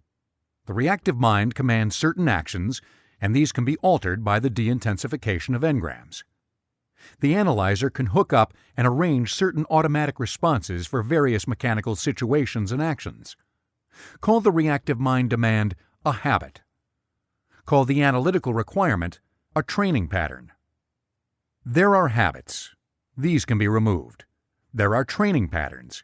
These can be altered only with the consent of the analyzer, which is to say, the individual.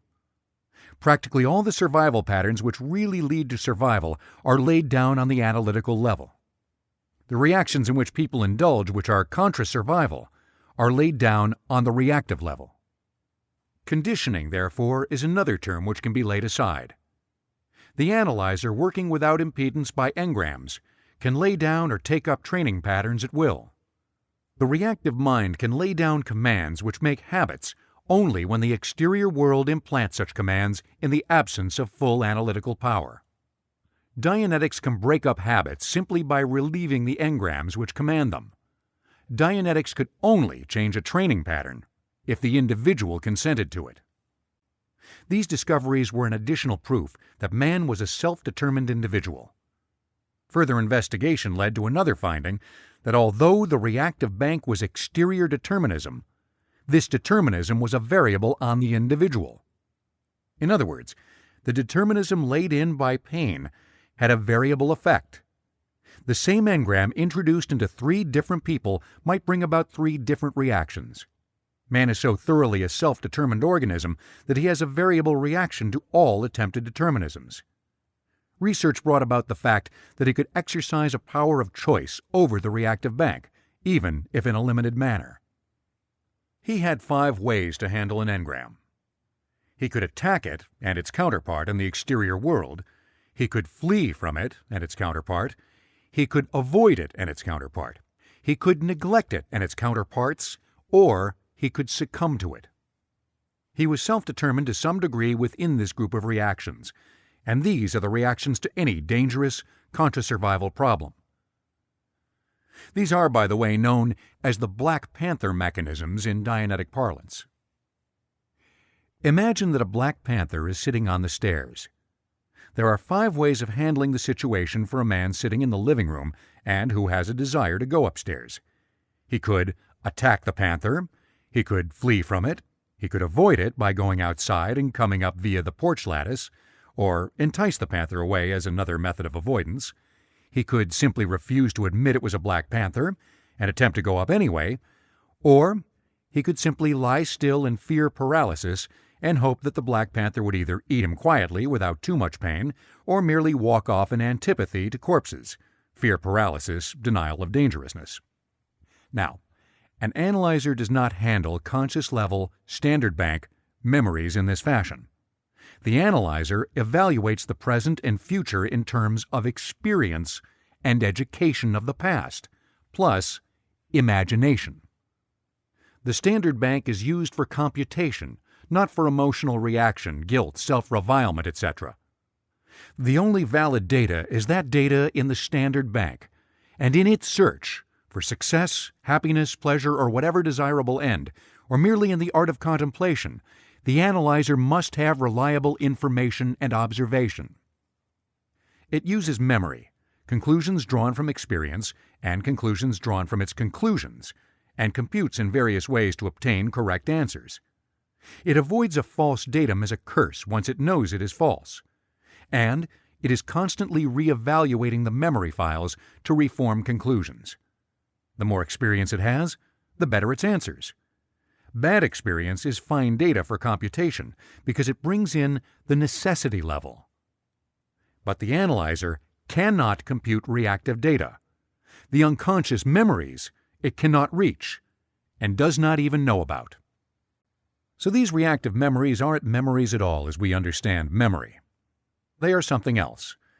They were never meant to be recalled on the analytical level or to be analyzed in any way. The analyzer trying to get around that red tab bank sets up some circuits which would tax a Goldberg to duplicate. The analyzer is trying to reach its proper conscious level banks. If it can't compute right answers.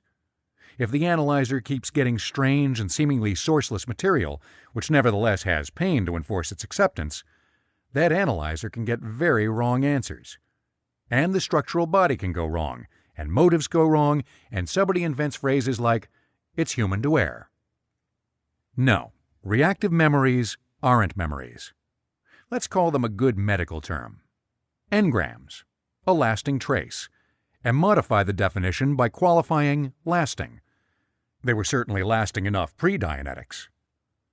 The engram is received, we can postulate, on a cellular level. The engram is cellular memory by the cells and stored in the cells. We won't go further with this because at present we want to stay out of the problems of structure, but we can prove to anyone's satisfaction that the reactive mind bank is apparently inside the cells themselves and is not part of the human mind banks, which are composited of, we suppose, nerve cells. Engrams are in any kind of cell in the whole aggregation. They do not in the least depend upon nervous structure to exist.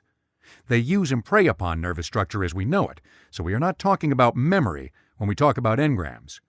We are talking about cellular recordings on the order of phonograph records, smell records, organic sensation records, all very precise. And when we say reactive mind, we are talking about no special part of the body, but a composite cellular-level moronic method of remembering and computing.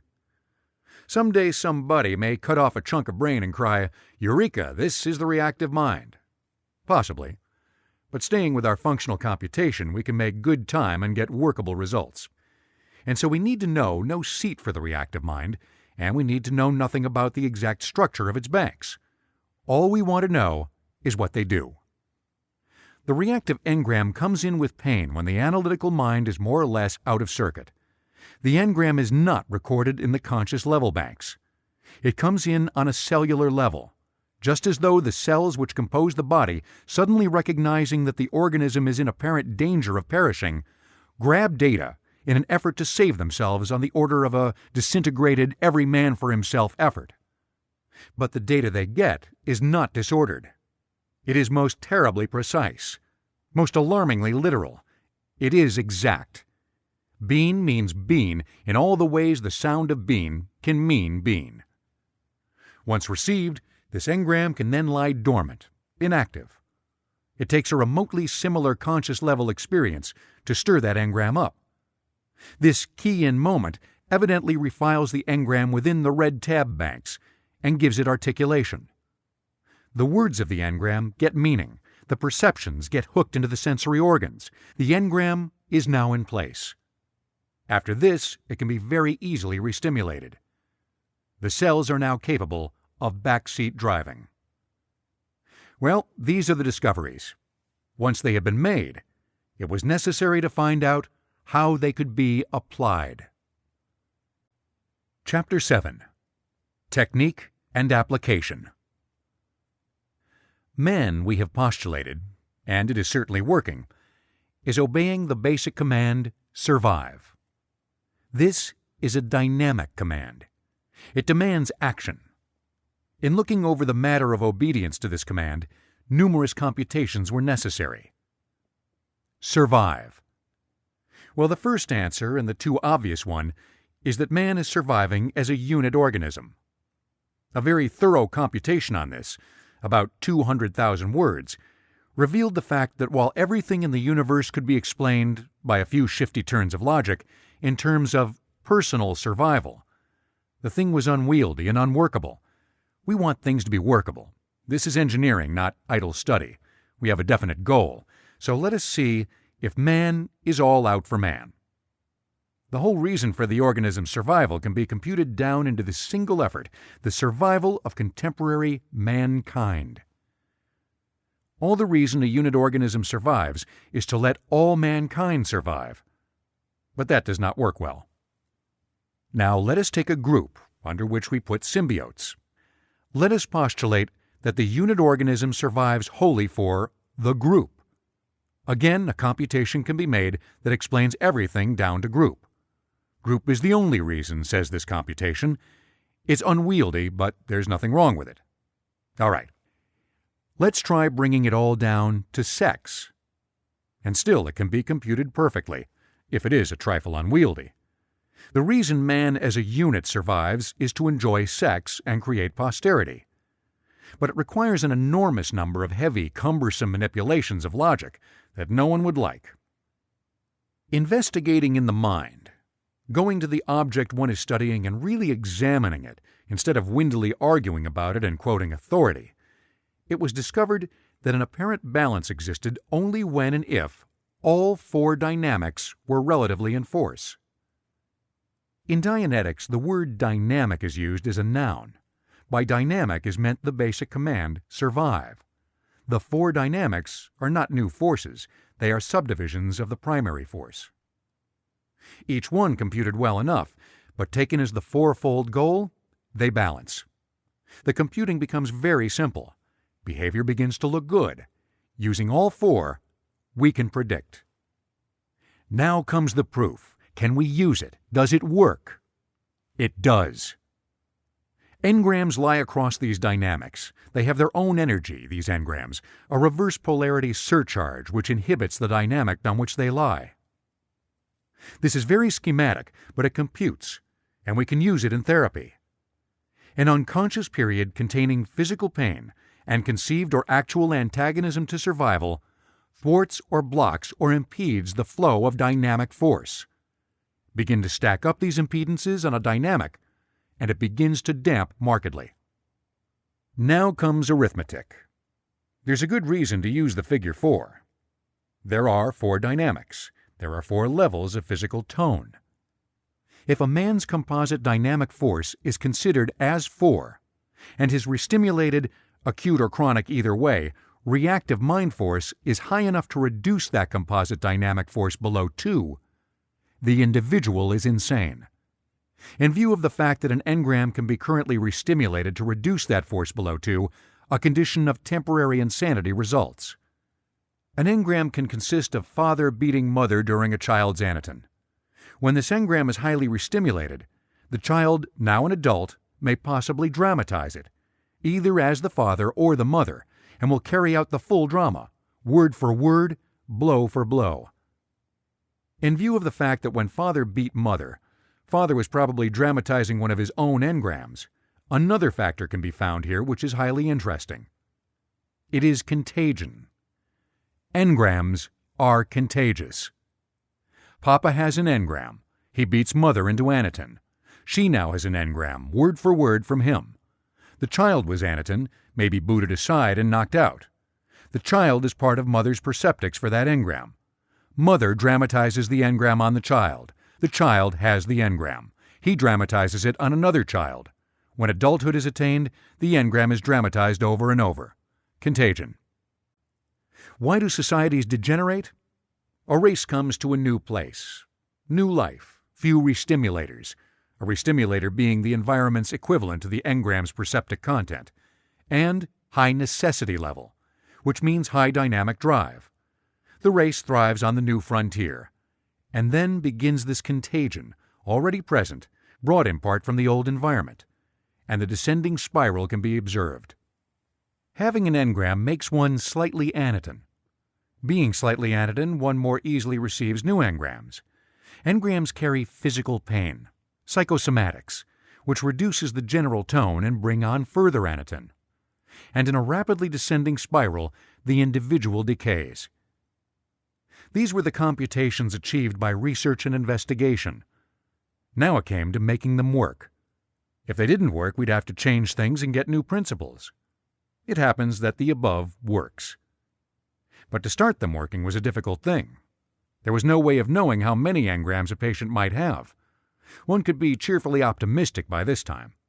After all, there was a pretty good computation, some knowledge of the nature of the black enchantment, and it might be possible to bring about a clear, optimum working condition of the analyzer in almost any patient.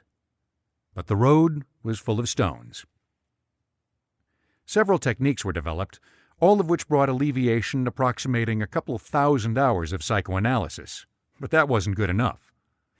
They could bring about better results than hypnoanalysis and bring them about much more easily, but that wasn't getting the train over the stream. I found out about locks. A lock is a situation of mental anguish. It depends for its force on the engram to which it is appended. The lock is more or less known to the analyzer. It's a moment of severe restimulation of an engram. Psychoanalysis might be called a study of the locks. I discovered that any patient I had thousands upon thousands of locks, enough to keep me busy forever. Removal of locks alleviates. It even knocks down chronic psychosomatic ills. At times. It produces more result than anything else so far known elsewhere, but it doesn't cure. Removal of locks does not give the individual all his mental powers back, his audio tone, visio-color, smell, taste, organic memory, and imagination. And it doesn't particularly increase his IQ. I knew that I was far from the optimum analyzer. It was necessary to go back and back in the lives of patients, looking for real engrams, total anatoden. Many were found. Some were found that would release when the patient was removed in time back to them and was made to go over and over them, perceptic by perceptic. But there were also engrams that would not release, and they should have, if the original computation was correct. The optimum computer must analyze the data on which it operates, and once false data have been called to its attention for questioning, the self-checking feature of the computer should automatically reject that falsity. The fact that an engram wouldn't release worried me. Either the basic idea that the brain was a perfect computer was wrong, or, Before too long it was found that one had to have the first engramic instant of each perceptic before the later engram would go. That looked like order. Get the earliest pain associated with, for instance, a squeaking streetcar wheel, and later streetcar wheels, even in bad engrams, gave no trouble. The perfect computer wouldn't overcome the short circuit at level 256 if the same circuit was shorted at level 21, but clear the short circuit, the false data where it first appeared, and then the computer could readily find and correct the later errors. Then began the most persistent search possible to find the earliest engram in any patient. This was mad work, utterly weird. One day I found myself with a complete birth engram on my hands. At first, I did not know what it was. Then, there was the doctor's patter. There was the headache, the eye drops.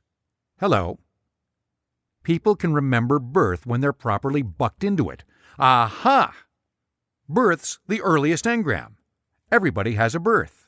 We'll all be clears. Ah, if it had been true. Everybody has a birth, and believe me, birth is quite an experience. Very engramic, very aberrative. Causes asthma and eye strain, and somatics galore. Birth is no picnic, and the child is sometimes furious, sometimes apathetic, but definitely recording, definitely a human being with a good idea of what's happening when he isn't anatoden. And when the engram rises, he knows analytically all about it. And he can dramatize it if he's a doctor, or she can dramatize it if she's a mother. Wow, lots of dope here, hot dope. But birth isn't all the answer. Because people didn't become clears and stop stuttering and stop having ulcers and stop being aberrated and stop having demon circuits when birth was lifted. And sometimes birth didn't lift. The last was enough for me.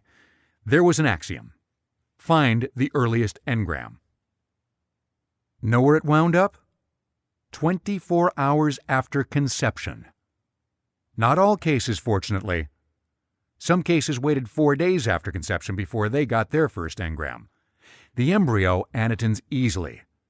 Evidently, there's cellular anaton. No statement as drastic as this, as far beyond previous experience as this, can be accepted readily. I have no explanation of the structure involved. For the engineering answer of function, however, structural explanation is not immediately necessary. I was after one and only one thing: a technical process whereby aberrations could be eliminated and the full potentiality of the computational ability of the mind restored. If that process involved accepting provisionally that human cells achieve awareness, on the order of cellular engrams, as little as a day or two after conception, then for the purposes at hand that proposition can and must be accepted. If it had been necessary to go back through 2,000 years of genetic memory, I would still be going back to find that first engram. But fortunately, there's no genetic memory as such. But there definitely is something which the individual's mind regards as prenatal engrams. Their objective reality can be debated by anyone who chooses to do so. Their subjective reality is beyond debate. So much so that the process works when, only when, and invariably when, we accept the reality of those prenatal memories. We are seeking a process that cures aberrations, not an explanation of the universe, the function of life, or anything else. Therefore, we accept as a working, because it works, postulate that prenatal engrams are recorded as early as 24 hours after conception. The objective reality has been checked so far as time and limited means permitted, and the objective reality of prenatal engrams is evidently quite valid. Any psychologist can check this if he knows Dianetic technique, and can find some twins separated at birth. But even if he found discrepancies, the bald fact remains that individuals cannot be rehabilitated unless the prenatal engrams are accepted. What happens to a child in a womb? The commonest events are accidents, illnesses, and attempted abortions. Call the last an AA. Where do people get ulcers? In the womb, usually. AA. Full registry of all perceptics down to the last syllable. Material which can be fully dramatized. The largest part of the proof is that lifting the engram of such an event cures the ulcer. How does the fetus heal up with all this damage? Ask a doctor about 20 years hence. I've got my hands full. That's structure, and right now all I want is a clear. What's that chronic cough? That's mama's cough, which compressed the baby into anaton when he was 5 days after conception. She said it hurt, and happened all the time. So it did. What's arthritis? Fetal damage or embryo damage. It so happens, it is now known, that a clear can control all his body fluids. In an aberree, the reactive mind does a job of that. The reactive mind says things have to be such and that's survival. So a man grows a withered arm. That's survival. Or he has an inability to see, hysterical or actual blindness. That's survival. Sure it is. Good solid sense. Had an engram about it, didn't he? What's TB? Predisposition of the respiratory system to infection. What's this? What's that? You've got the proposition now. It works. The psychosomatic ills, the arthritis, the impotence, this and that, they can go away when the engrams are cleared from the bottom. That was the essence of the derivation of the technical process. With the research stage completed, the actual application was the remaining stage, and the gathering of data on the final all-important question. The process worked. Definitely and unequivocally worked. But the full definition of a science requires that it permit accurate description of how to produce a desired result invariably. Would the technique work on all types of minds, on every case? By 1950, over 200 patients had been addressed. Of those 200 people, 200 recoveries have been obtained. Dianetics is a science because by following readily prescribed techniques, which can be specifically stated based on definitely stated basic postulates, a specifically described result can be obtained in every case.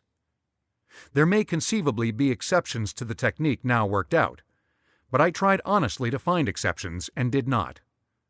That's why I tried so many cases of so many different types, and some of them were really gruesome cases. Who is an aberree? Anybody who has one or more engrams, and since birth itself is an engramic experience, every human being born has at least one engram. The whole world, according to the hypnotist, needs nothing but to be hypnotized. Just put another engram, an artificial one, into a man, even if it's a manic engram, makes the subject big or strong or powerful, plus all other perceptics contained, and he's all right. That's the basic trouble: reduction of self-determinism. So we don't use hypnotism. Besides, it's not workable on any high percentage.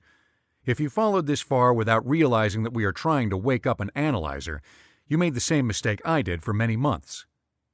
I tried to work this stuff with hypnosis. Well, it works after a sloppy fashion, but how you put a man to sleep who is already 3/4 asleep, normal near as I can discover, is a problem I wish could be solved. But fortunately, it doesn't need solution. The analyzer went to sleep with each engram. Each engram had lock engrams. Like it, also engrams, but subsequent to it. And each chain of engrams. Same species, people have about 15 or 20 chains on the average of 10 or 15 engrams to the chain, has about 1,000 locks.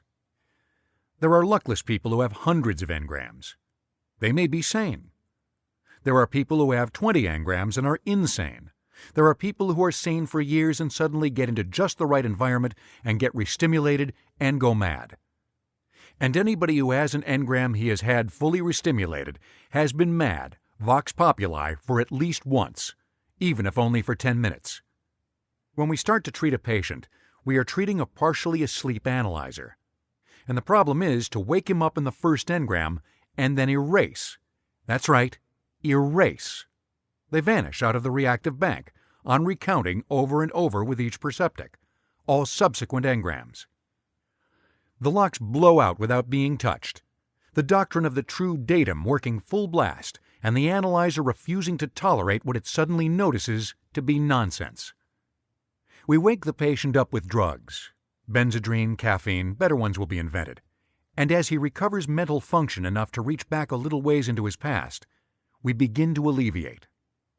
Then, we finally find out the reactive mind plot, why he had to keep on being aberrated, and we blow out the demons, upsetting the circuits, and all of a sudden, we are at basic. First engram. Then we come forward, recounting each engram over and over until it blows away and refiles as experience, as opposed to command. A clear has regression recall. Basic personality in an aberree isn't strong enough to go back, so we use what we call the Dianetic reverie. We found why narcosynthesis is so sloppy. It puts the partially restimulated engram into full restimulation, keys all of it in.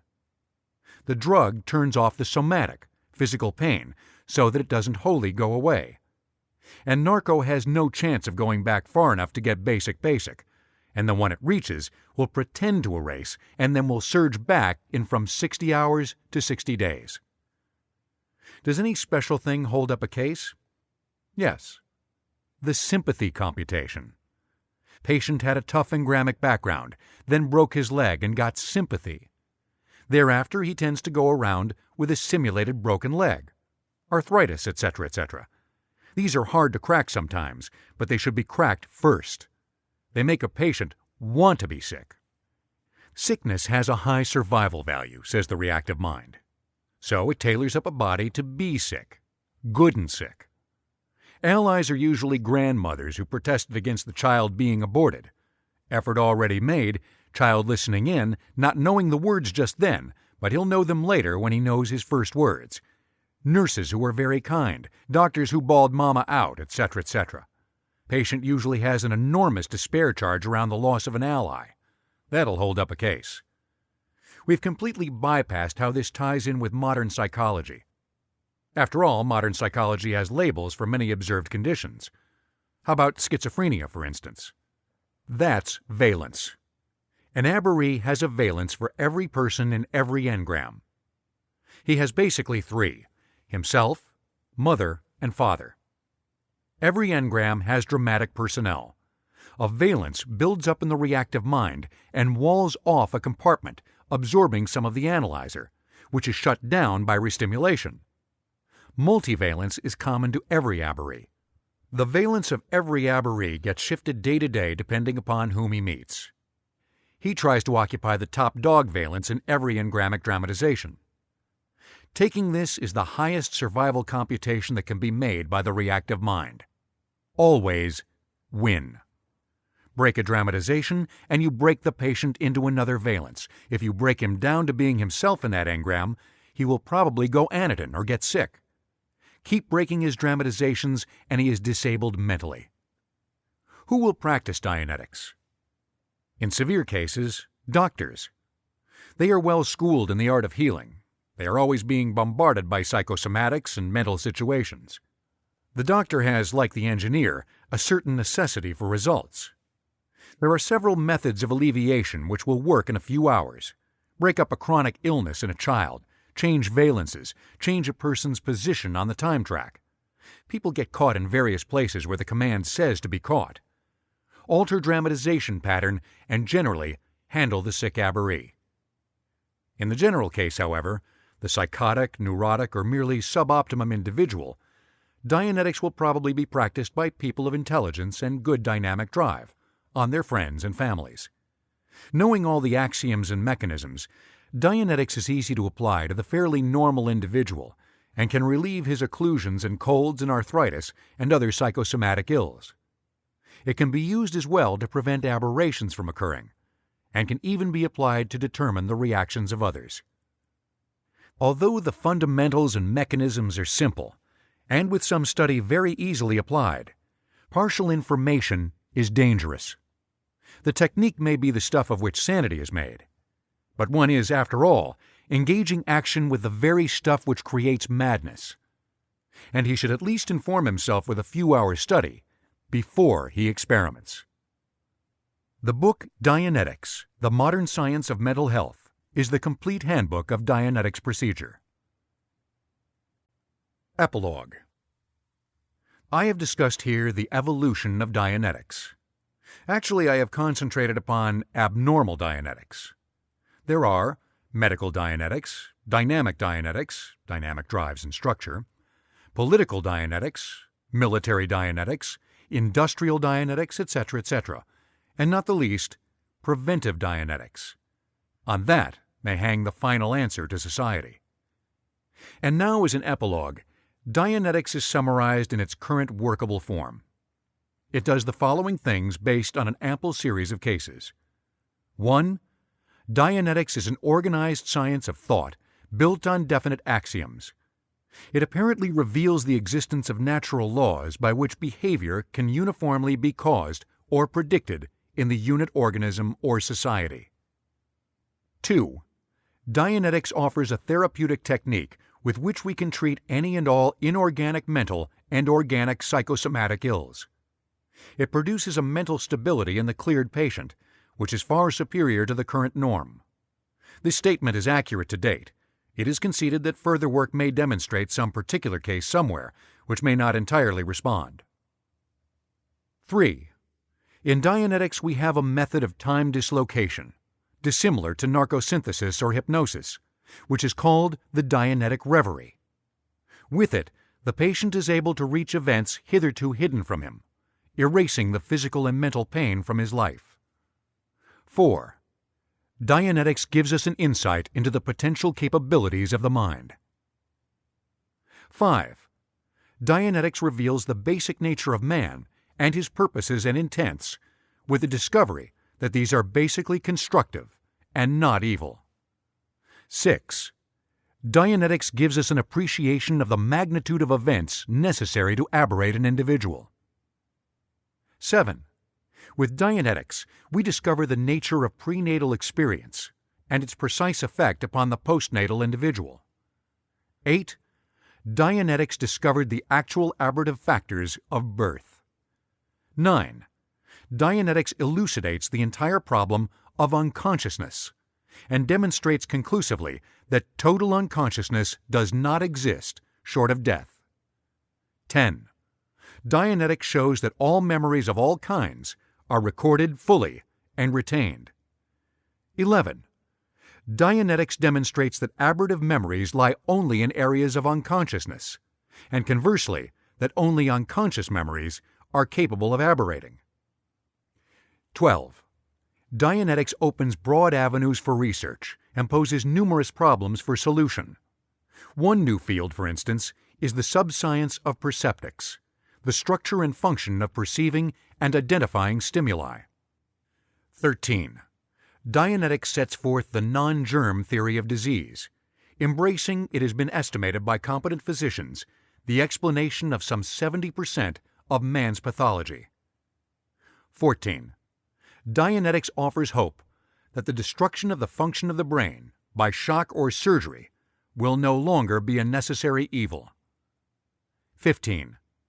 Dianetics offers a workable explanation of the various physiological effects of drugs and endocrine substances, and points out numerous answers to former endocrine problems. 16. Dianetics gives a more fundamental explanation of the uses, principles, and fundamentals of hypnotism and similar mental phenomena. 17. To sum up, Dianetics proposes and experimentally supports a new viewpoint on man and his behavior. It carries with it the necessity of a new sort of mental health.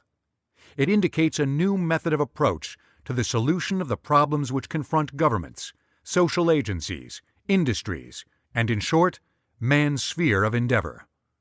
It suggests new fields of research. Finally, it offers a glimmer of hope that man may continue his process of evolution toward a higher organism without straying toward the danger point of his own destruction. This is part of the story of the search. I wrote it for you this way because you have minds with which to think. For strictly professional publications, I can, will, and have dressed this up so it's exact. A lot of you have been reading my stories for years. We know each other. And I have told you the story as is. And I have given you the major results exactly as they turned out. A lot of you are fellow engineers. I thought you'd enjoy seeing the structure built.